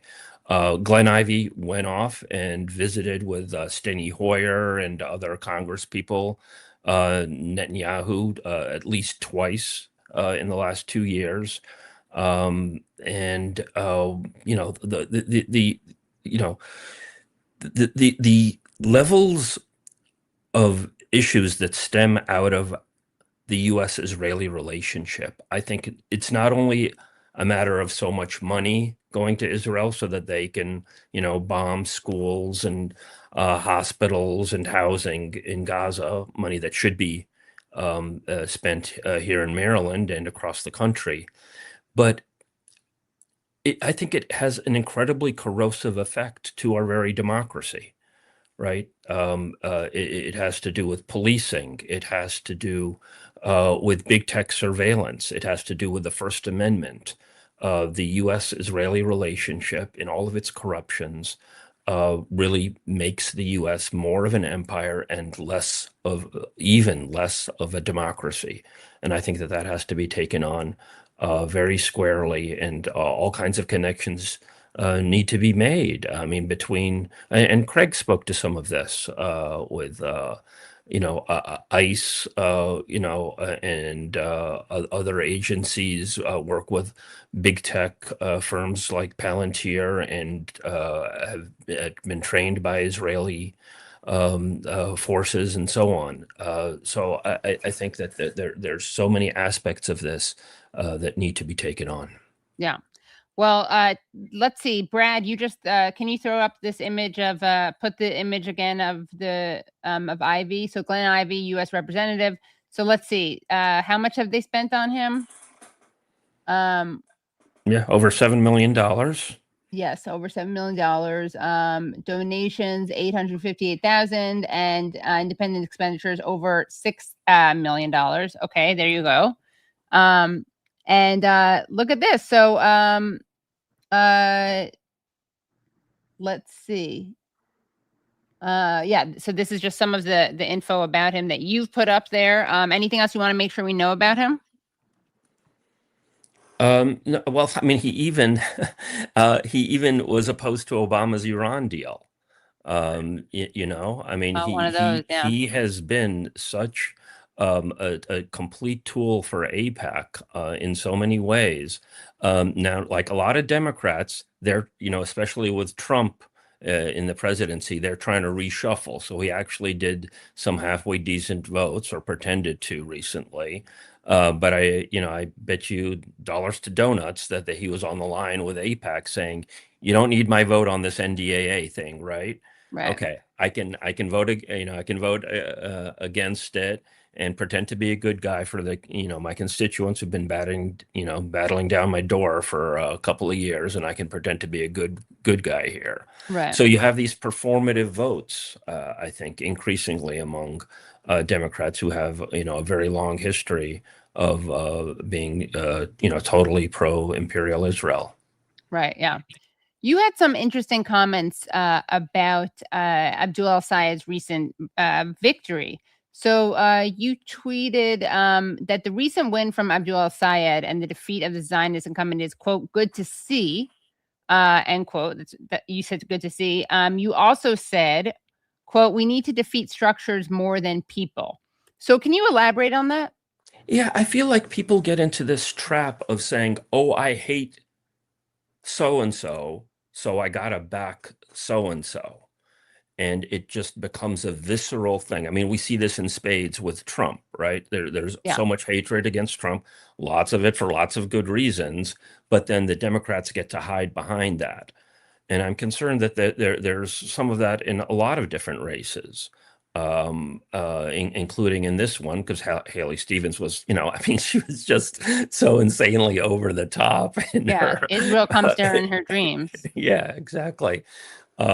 That I think it prevents us from, scrutinizing things so that we don't continue down this road of this, Obama ends up, killing lots of people with drones and Right. doing lots of terrible things. And then AOC, and, I got criticisms of Mandani as well. And here we go. So, I mean, the prospect, I mean, I agree, fight on all fronts Right, like and Craig said. in all institutions. But, if you're trying to fight genocide inside a genocidal party, the chances are you're going to end up being an appendage of that system, right? I mean, if El Sayed wins the seat, he's in effect helping ensure that Chuck Schumer becomes majority leader. Can you elaborate on that? How is he doing that? You mean just by like simply numerically speaking? Numerically speaking, Yeah. I mean, not that the Republican alternative is Right. any better to speak of, but if that's the net result, and all that El Sayed ends up doing is, some speeches and so on, and doesn't affect policy. Another point that I made that I think that we need to keep an eye out, he's been so outspoken in his opposition to the filibuster.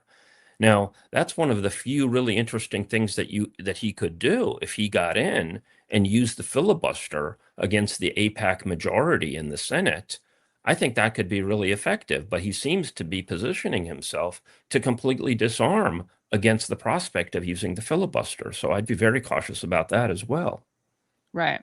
Yeah.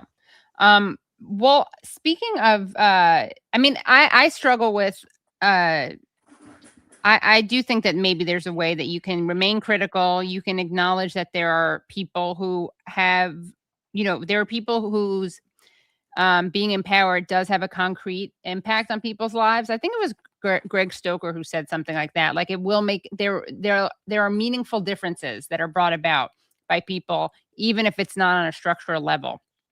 And so, a rent freeze, for instance, by Zohran Mamdani has real implications. I think the question is really, is whether or not, like, you can vote for these people without putting all your faith into electoral politics in general, which I do think is something that we have to see electoral politics for what it is, and obviously it has limitations. Kind of and this is true whichever party you're with, right? Like, I'm not downplaying the duopoly's corrosive nature, but I do think we have to always remember that electoralism interacts and is shaped by forces outside of it. But I want to ask you about since I brought up. Did you want to say something? Yeah, I mean, I think we have to. We have to scrutinize, and we have to be, I think, like, hyper strategic. I mean, that's part of the reason that I'm doing this run here, right? There is no compelling case in my humble view, not to do this, not to really go after a Democrat who's been so corrupt, like Glenn Ivey. Right. He's basically like what's sometimes called a new Democrat. Even though he's black, he's African American, but he's still of that tenor of Democrat, and so we I think have to look at things not just strategically, but hyper strategically.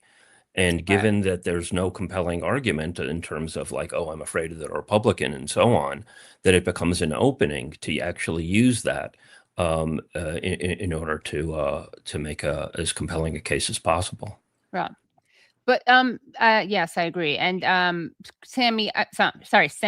I'm going to blame Ralph Nader for calling you that, and it's definitely put in my head. That's just how I think of you. He does have such an authoritative voice, so you can hardly blame me. But speaking of Chuck Schumer, let's play an interaction that you had with Chuck Schumer the other day. And this was at an anti-corruption conference he partook in, put on by Public Citizen. So can you tell us, set up what people need to know, especially people who don't know what Public Citizen is? Tell us where this was, when this was, why this was happening, and then what inspired you. Well, speaking of Ralph Nader, Public Citizen was founded by Ralph Nader, largely as an anti-corruption thing, does work on medical issues, public safety, and so on and so forth. But like a lot of nonprofits, they have become more and more oriented towards the Democratic Party and less independent. And they sort of hit a new low here, in my view, that they had this anti-corruption event, and they invited Chuck Schumer to speak at it. And I also learned that they were not planning on allowing any questions to him. So after he spoke for just a little bit, I stood up and I said what I felt needed to be said and questioned him. What is Ralph Nader's relationship to Public Citizen now? I don't think that there is one. I vaguely recall that they might have taken him off the masthead as a founder when he ran for president, because that was drying up their funding. Because a lot of their, funders are moneyed liberals who weren't fond of him running for president. But I don't know if that's changed or not. But that's my most recent knowledge about that. Got it. Yeah. So let's take a look at this intervention of yours. So glad that you're all here today with us to really dig in on these themes, to feature a set of experts and senators as they share their take on corruption and what we need to do to combat it. I am thrilled to hand the mic to our first speaker, Senate Minority Leader Chuck Schumer. Now, in 2016, Trump sold his false promise to the American people that he would drain the swamp. The presidency is supposed to be a public trust. Trump has turned it into the single most profitable. Senator, you talk about corruption. How can you talk about corruption when you back genocide? What could be more corrupt than backing genocide? This is part of the same con with you and Trump playing off of each other. Oh, he's worse. Oh, he's worse. You were put on notice in November of 2023 by the Center for Constitutional Rights and other legal and human rights organizations. Notice on potential legal liability for aiding, abetting, inciting, or conspiring to commit genocide through congressional acts and demands. You were put on notice, and you backed it, and you backed the genocide to the hilt for years on end. How dare you talk about corruption? How dare you talk about corruption? Thank you for your diatribe. Oh, now, you get to make a speech every day. You get to make a hypocritical speech every day, and God forbid you should be questioned about your diabolical record. It's amazing that you can show your genocidal face in public, Mr. Senator. Mr. Senator. Shame on Public Citizen for not allowing questions to this genocidal maniac. Shame, yeah.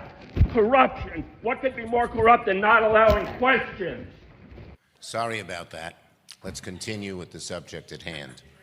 Okay, the presidency is supposed to be a public trust. Trump has turned it into the single most profitable scam of his entire life. I love the end of that, because it just goes, Trump is bad. Right. I lay out this elaborate critique, and he just goes back to Trump is bad, because that's all he's got. Of course. Yeah. Trump is bad. That's it. What is that big thing you're holding, by the way, Sam? That's my notebook / sketchbook. I do a lot of art. Oh yeah, right. That's right. I forgot to point that out. Yeah. Yeah. So that's really cool. So I'm doing a combination of scribbling stuff, and it's funny. I actually sat next to him. Like I sat in the front row, and then when they brought him in through, there was a side bar to that room. It's literally a bar. And then he sat next to me, so I had to make sure he couldn't read my scribblings. Oh yeah, right. So you couldn't give a preview away. Yeah. That was interesting. I mean, that is I have to say, that's a pretty tame response compared to other responses we've seen to your questioning. Were you prepared for worse? Well, no, you're probably referring most notably during Blinken's last news conference. Blinken didn't show his face for over a year in the briefing room, and then he finally came out just a few days before the Biden administration was ending. So I got up and asked him. I didn't get up. I stayed seated and tried to ask him a bunch of questions. Along with Max Blumenthal, and Max was escorted out. Max really just did some comments, but I tried to, just really hammer away at questions. And they were all questions that I had asked Matthew Miller, the spokesman, about.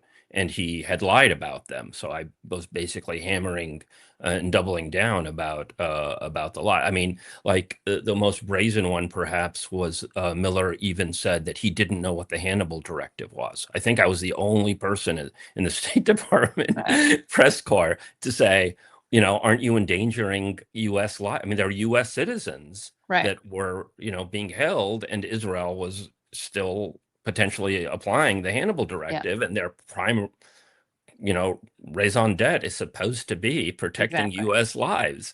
So I think that they, as a matter of policy, had to pretend that they didn't know about the Hannibal. Well, I spat that out as well as other stuff when I confronted Blinken.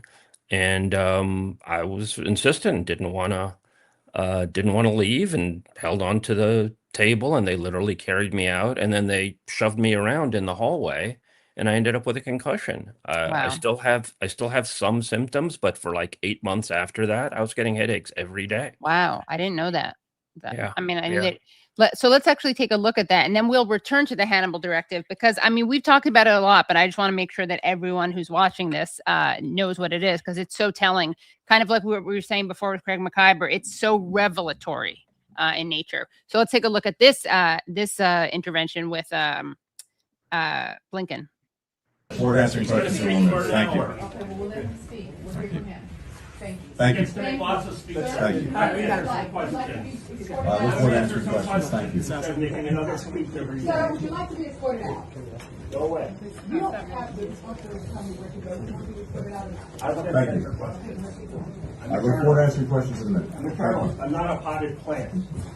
Everyone will have an opportunity to ask questions in just a minute. Thanks. That's a lie. He full well knows that he's not going to give everybody an opportunity to ask questions. So, I have no greater pleasure in this job than crossing off a list I carry in my pocket the names of those who have been arbitrarily detained and unfairly held hostage. I tell them they don't want to end up on the wrong side of this. Bringing them home, returning them to their families, returning them to their loved ones. Finally, get your hands off me. Get your hands off me. Get your hands off me. Get your hands off me. Answer a damn question. Do you know about the Hannibal Directive? Do you know about Israel's nuclear weapons? Everybody from the ICJ. I was sitting here quietly, and now I'm being manhandled by 2 or 3 people. You pontificate about a free press. You pontificate about a free press. You are hurting me. You are hurting me. You are hurting me. I'm asking questions after being told by Matt Miller that he will not answer my questions until I'm asking questions. Wasn't the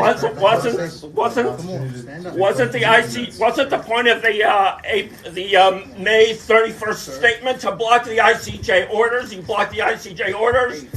Please, sir, respect the process. Oh, respect the process. Respect the process. Well, everybody from Amnesty International. From Amnesty International to the ICJ saying that Israel is doing genocide and extermination, and you're telling me to respect the process. Criminal! Why aren't you in The Hague? That was like, I mean, that respect the process thing is just still, it gets me every time. Like, I mean, it is so, talk about the weaponization of process and civility, right? Like literally to shield someone who is enabling a genocide.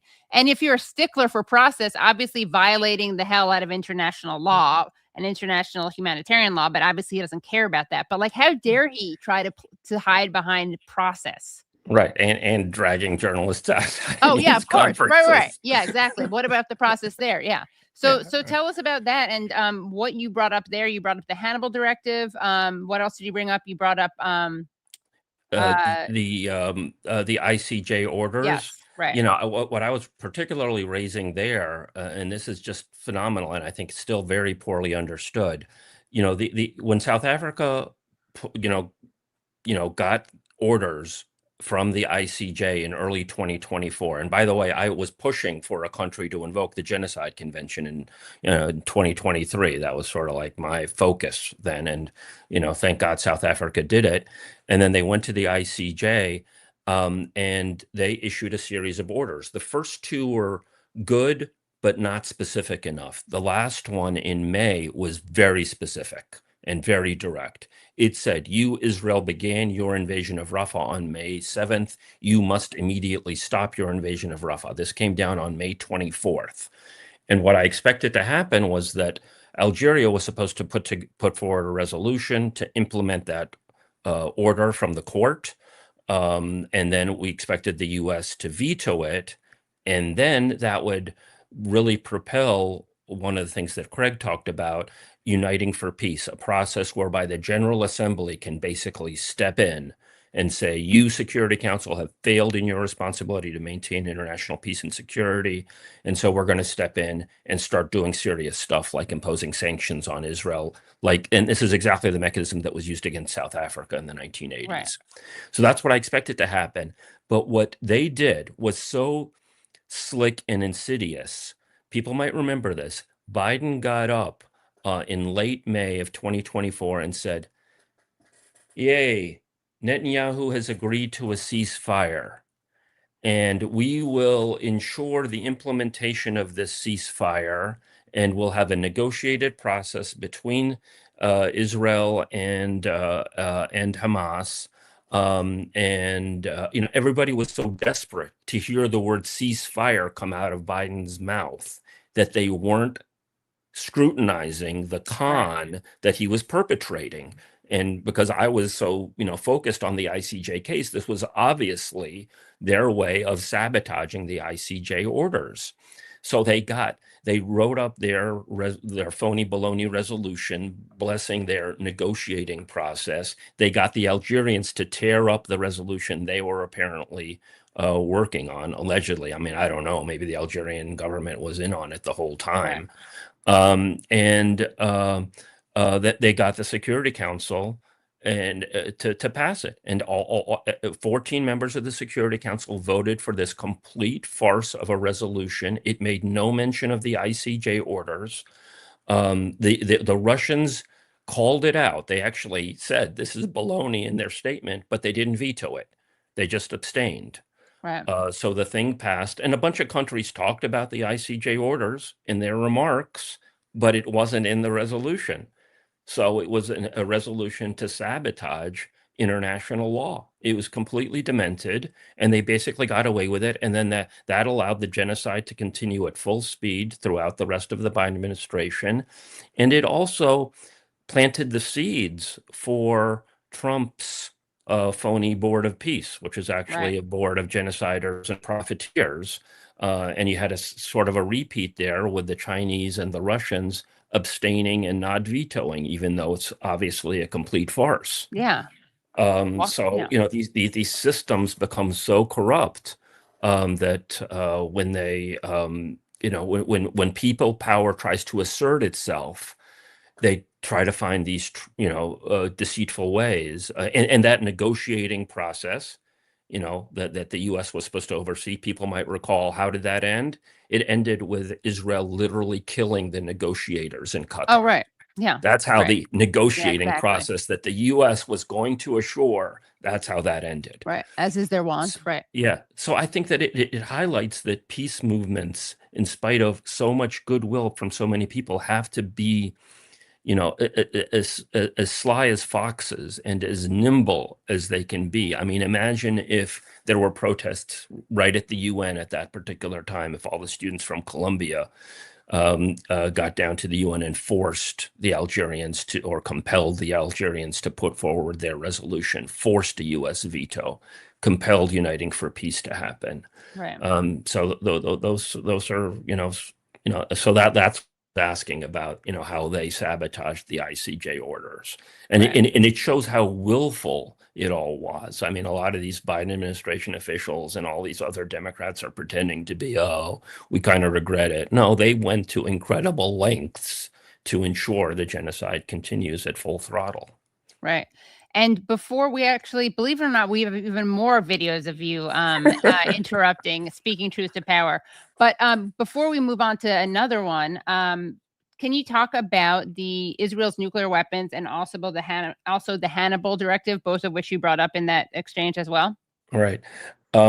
Israel's nuclear weapons. Israel has had nuclear weapons for decades.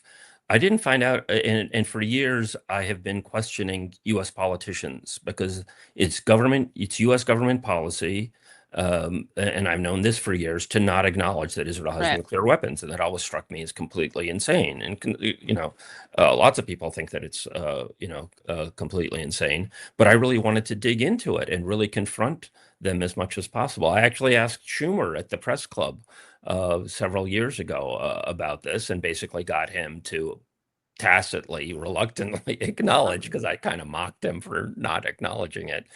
Um, um, and I've written more extensively about this in recent years. I hadn't known this, that JFK, when he was in office, actually tried to stop Yeah. Israel's nuclear weapons. I mean, he was sending letters to Ben Gurion, basically saying, this will cause serious issues in our relationship if you do not immediately allow inspectors Ken to McCarthy go and in. Wally. Yeah, and Ken McCarthy and Wally Rashid, I've had them on together to talk about this because they even did a comedic sketch. Israeli TV did a comedic sketch where they're having an interaction between JFK and Ben Gurion. That's like how they make light of it. But sorry, Well, keep going. I don't know if I'm up for making light of it. But, no, yeah. But yeah, I mean, this came to my attention right around the 60th anniversary of the assassination, and I wrote some really in-depth pieces about this. That really gets into some wild stuff. JFK the movie makes no mention of the whole Israel aspect of things, and the executive producer of JFK the movie ended up being a spy for Israel. Yeah. Oh my God. Now, Oliver Stone has, mentioned some of this in the years since, but it's still wild that that's one thing that is nowhere to be found in the most prominent critique of the JFK assassination.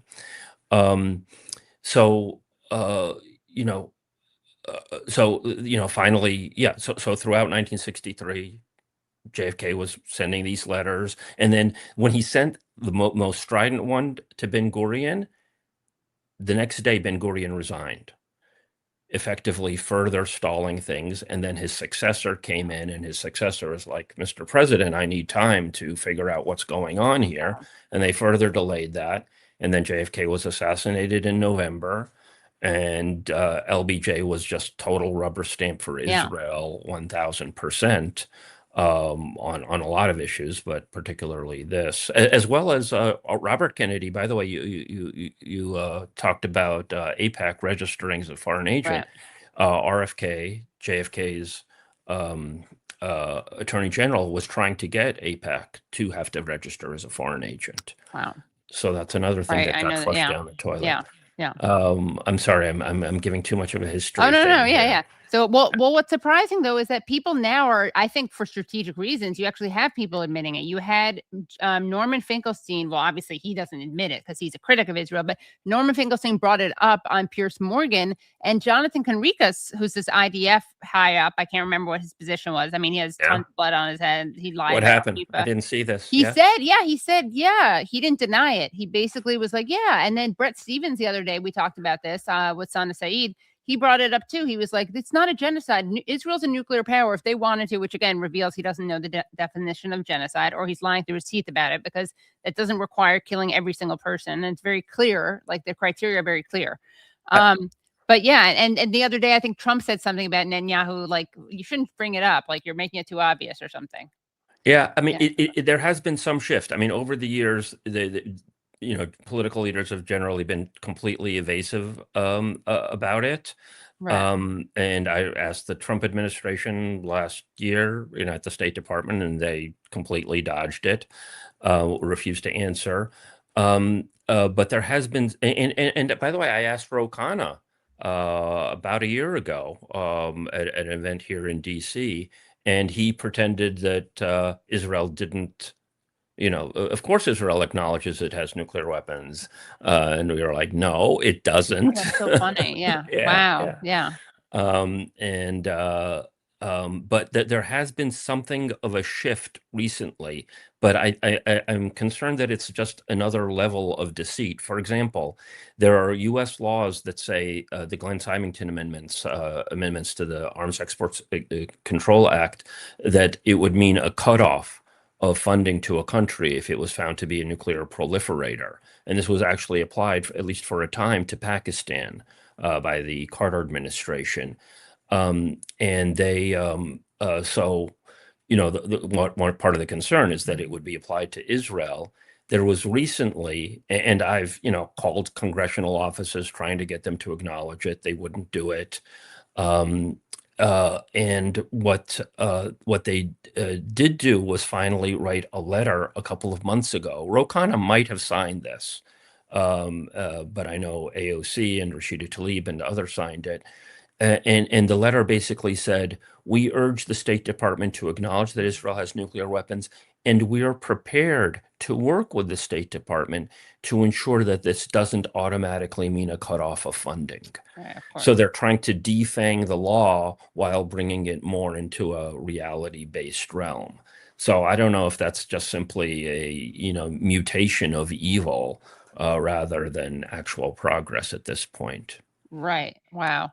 Well, and one more thing, yeah. you have a variation of this from Marjorie Taylor Greene. She was, to my knowledge, virtually the first member of Congress to, on their own, say Israel's got nukes. But she did it in such a weird way. She said, why are we spending all this time and effort and money backing Israel and defending Israel? They got nukes. They can take care of themselves. Wow. The subtext of that is that maybe they should use them. Now, Yeah. I'm for acknowledging that Israel has nukes, but I'm not for making it Right. more palatable. Yeah, I don't think so. I mean, I'm not a big what is it, Marjorie Taylor MTG fan, but I don't think I think she's just saying they're strong. I mean, it depends when. Yeah. But I mean, she's been critical of Israel for a while now, right? I can't imagine that she meant it in a go use them way. Yeah, not because I I'm not trust her sure. morally. I mean, I just think her shtick is that she's an Israel critic who cares about children and stuff. But and then you also talked about, by the way, I found this is going to be really meta, but I want to play a little bit of me playing for, so this is totally meta. I mentioned that Wally Rashid and Ken McCarthy came on the show and that we talked about the JFK stuff, but that's also the show that that I played Norman Finkelstein on Piers Morgan. So right now, Sammy, you and I are going to watch me and Wally Rashid and Ken McCarthy watch Norman Finkelstein and talk to Piers Morgan. I think I need a drink. I know. Go get one. Yeah, I need one too. In fact, I'm gonna ask someone to bring me a drink. Actually, that's a good reminder while we're playing this. Okay, so this is gonna look really cool because we're all gonna be. You can of course feel free to leave the screen. To leave for a drink, but I do want to get you at least for a little bit. We have to get us all in the frame. Brad, do you want me to screen share or do you want to play it yourself? Come on down. I know you're a big fan of Sam, and his art. Yeah. So here you go. Oh, of course. Hey, Brad. I'll send this to you now, so you can do this. I have it, Katie. Oh, you have it. The one of me talking to IDF. Okay, great. Yes. So let's take a look at this one. This is going to be very meta, as I said. And then you can just, I guess, stop it whenever you. Great. Deem fit. Okay. Itself. Basic. Okay. Get to the question. By all means. Piers. Number one, there has always been an option. By the way, pause because I can't control this, right? I can't control it. This is wait. Oh, Conricus was served in the IDF. He's Swedish. He served in the IDF and he was an IDF spokesman and he lied about many hospital bombings. So that's where. Okay, great. Let's go back to it. To Israel, there has always been an option. It's to create a weapons of mass destruction free zone in the Middle East. We have one in Latin America, a weapons of mass destruction free zone. We have one in Africa. We have one in the South Pacific. What's the obstacle? There is one obstacle to eliminating all nuclear weapons in the Middle East, all nuclear weapons in the Middle East, to significantly diminish the threat to Israel. We have that option. Who's blocked it? Who has refused? Iran has gone along with it. All the other Middle Eastern states have gone along with it. Only one state, the one who pretends to be for peace and for security, which has opposed the weapons of mass destruction free zone in the Middle East. That's Israel.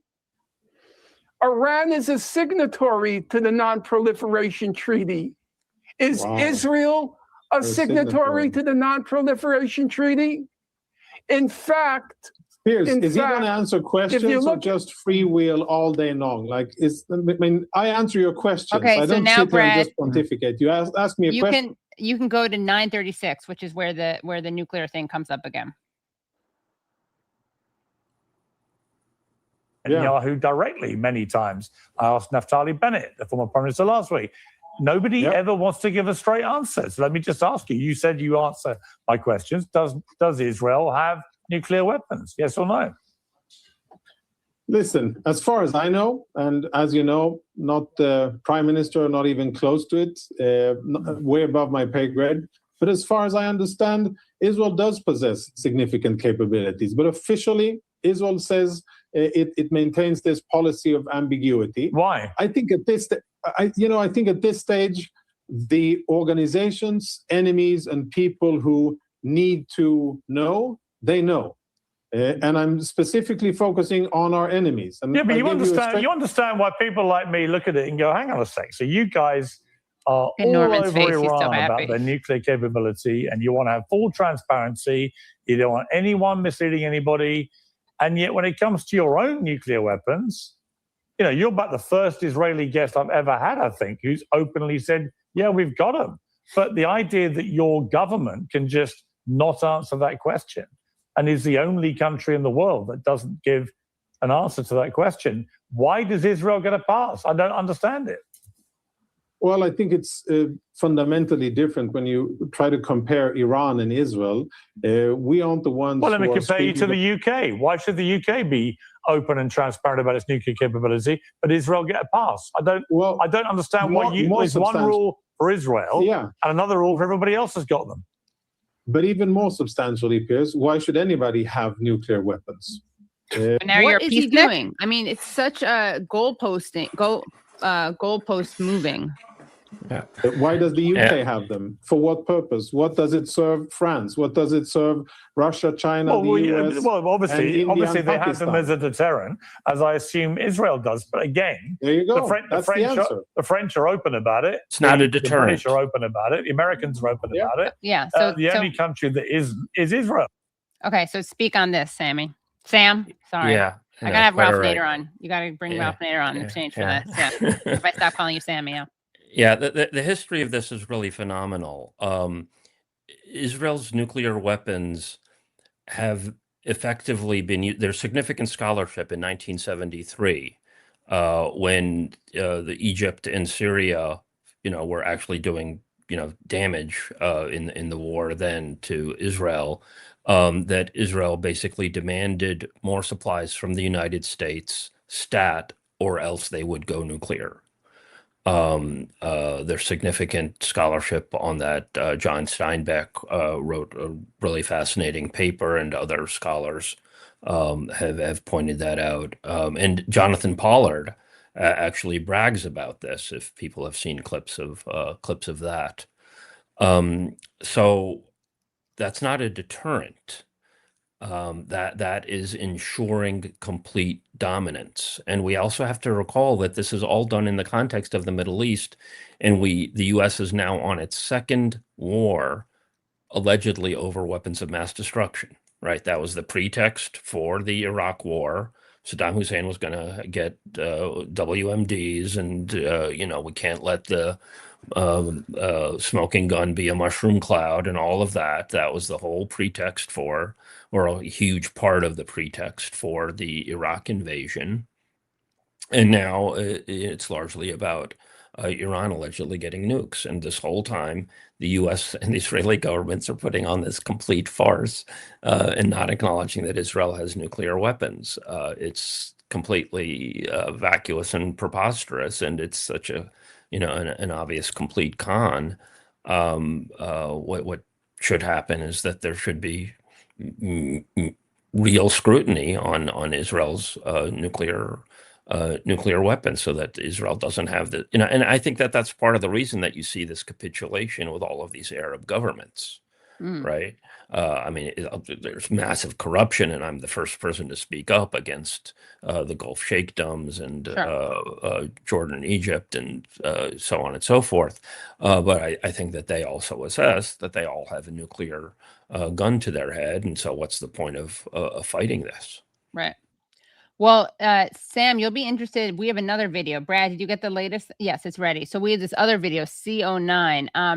And this is a recent video. And here it is. It's on Fox News. And Trump is going to criticize Netanyahu for doing something related to nuclear weapons. Let's take a listen. That Iran will not have a nuclear weapon. There are reports now that Netanyahu is going to talk to you about ongoing excavation at Pickaxe Mountain, construction vehicles entering and exiting tunnels, paving new access roads. Satellite imagery and intel indicates that Iran is actively constructing and fortifying Pickaxe Mountain. How will we respond? Well, I don't need Bibi to tell me that. Bibi's telling me that because he wants me to stay involved. I mean, I don't necessarily. We have the finest, because of Space Force, we have the greatest cameras in the world focused on. We know exactly what's going on. But no, I heard Bibi announce that. I said, why don't you just tell it to me? Why do you have to announce it to the world? I know exactly what's going on at Pickaxe. It's not a big problem. We took out their nuclear sites, and we'll have to take out Pickaxe if we don't make a deal. If we don't make a deal, we'll take it out very easily. So there, you've come in kind of full circle. Not admitting his own nuclear powers, but of course exaggerating, lying, not just lying about not having the weapons, but here he is lying about Iran's nuclear weapons, which even Trump is like, okay, you don't need to tell me what's happening. Like, don't lie, just to try to get us enthralled in this. Yeah, it's, I mean, it's Trump, so, the lies shift by the day. Sure. 1 minute he's destroyed everything, and the next minute we Exactly. got to act to do something. And the trigger for the entire attack on Iran, according to Rubio, was that Israel was going to attack if we didn't attack. Right. So, there substantial evidence that they're working hand in glove. I should, I'm happy to keep going down the nuclear hole here, because it's one of my, favorite subjects, and done a lot of work on it. But, I have to shift gears from being, scrutinizing journalist to being competent, campaigner. Yes. Okay. Yeah. So I should be saying people can be helping the campaign and contributing and volunteering at samhusseini.com. And I hope that people plug into that and, to really mount a very serious challenge to the establishment. That is going to continue to gloss over all of these issues, to just simply morph from different forms of empire and to corrode democracy, and to be working hand in glove with Imperial Israel. And that affects our democracy in so many different ways. And obviously lots of other issues, taking on insurance companies, abolishing ICE, so many other issues to really get into. But I think that there is a unique opportunity the next couple of months to really wage as serious of a campaign here in Maryland, just outside of DC, against this establishment Democrat, Glenn Ivey. And do you have a little bit more time to talk about your campaign? Sure. Okay, but I'm glad we interjected that. We should cut those in. Okay, so here are the options for what to talk about next. Hannibal Directive, or taking a look at your getting thrown out of a meeting with Trump and Putin, or also want to ask you about the new party from the new political alignment from Joe Kent, Tucker Carlson, Marjorie Taylor Greene, and Thomas Massie announcing that they're trying to build a new political movement, possibly as a third party. And we can show, if you're picking that button, we have the tweet that goes with that. So which would you like to go with? It's like door number 1, 2, or 3. I know, exactly.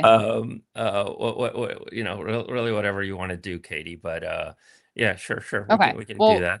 Okay, and people know the Hannibal Directive is basically the call to kill hostages, whether they're civilian or soldiers, right? When being taken away, to prevent having to exchange them. That was such a great show. Okay, guys, so you are so in luck. If you've seen this whole thing, you got to see this whole thing for free. If you're watching this later, some of this will be Patreon only for a bit. And you're going to really love that Patreon only part.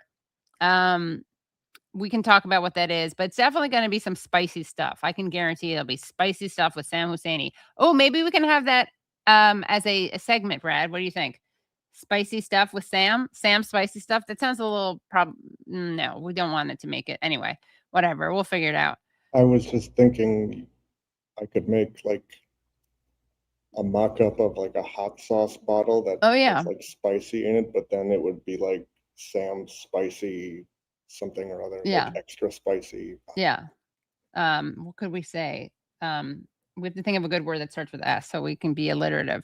But I think this was a great show. If you want to see the full thing, and it has some great, really good things about Israel's nukes, then you can find that at patreon.com/The Katie Halper Show, and also Israel's Hannibal Directive, and also like Sammy.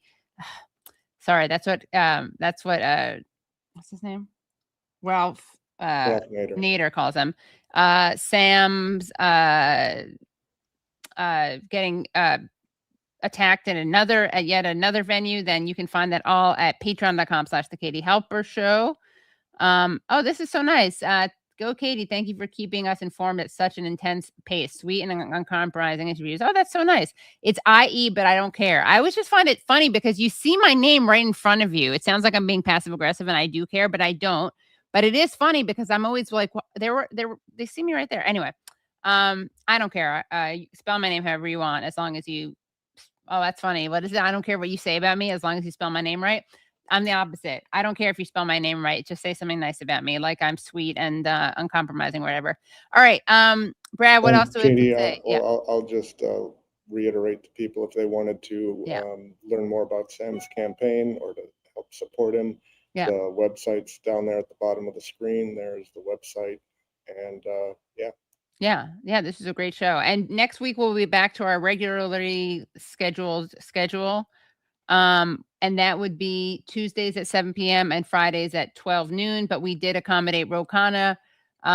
We had to move that around a bunch, and then we had to move it from a 30-minute to a 15-minute. But you did do mission accomplished regarding what we were talking about before we began today about your own personal record of it's true. From start to, I think, what was it? I think you got it done in about 45 seconds. Yes. And so that means I did kind of forget to make some reminders, which is that if you're watching, please give it a thumbs up. We need to get, our next goal is getting to what? 375,000? Wait, what are we up to? No, are we over 4? What are we at?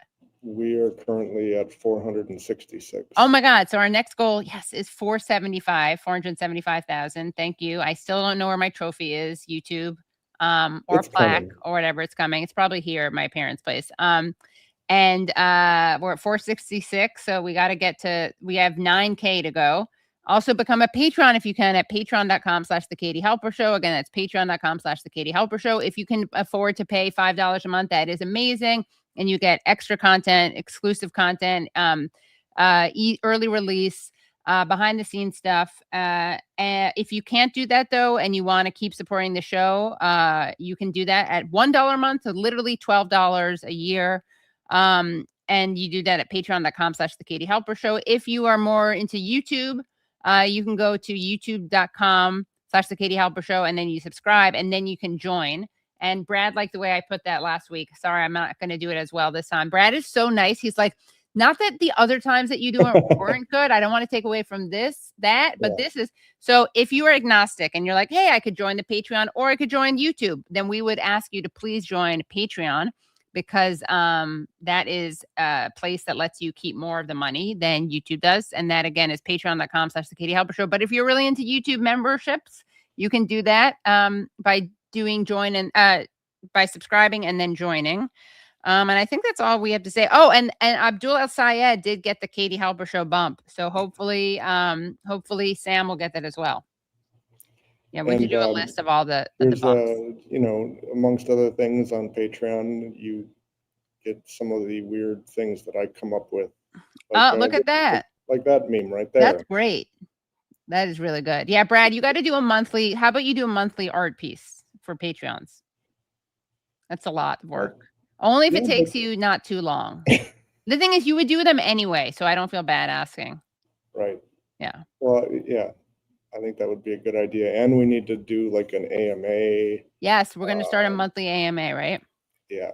Yeah, when you want to kick off our first one. Or maybe there would be an AMA with an asterisk. Oh, yeah. No, it's an AMS. Ask me something. Oh, salsa with Sam, Mark wrote. And then let me just really quickly acknowledge the Patreon subscribers, the new ones that we got. Yes. So that's when I go to Patreon and meet. That's what I put in my Gmail search. And the last time we streamed was when? That would have been last Friday. Is that right? Yeah. And what's the date? That would have been the 31st. Oh, okay, great. So I want to thank for joining. I want to thank Carl. Thank you, Carl. Thank you, Crunchy. Thank you, Ms. Maddie. Thank you, William. Thank you, Kay. Thank you, like peas in a pod or something. It's like literally the symbol for peas. Thank you, Quadomatic. Thank you, Sasha, and thank you, Skelts. Really appreciate it. And of course, thank you all the and we got another super sticker. Thank you, Truth Above All. Thank you for that super chat, super sticker, super chat. And thank you, Abe 158 for that super chat.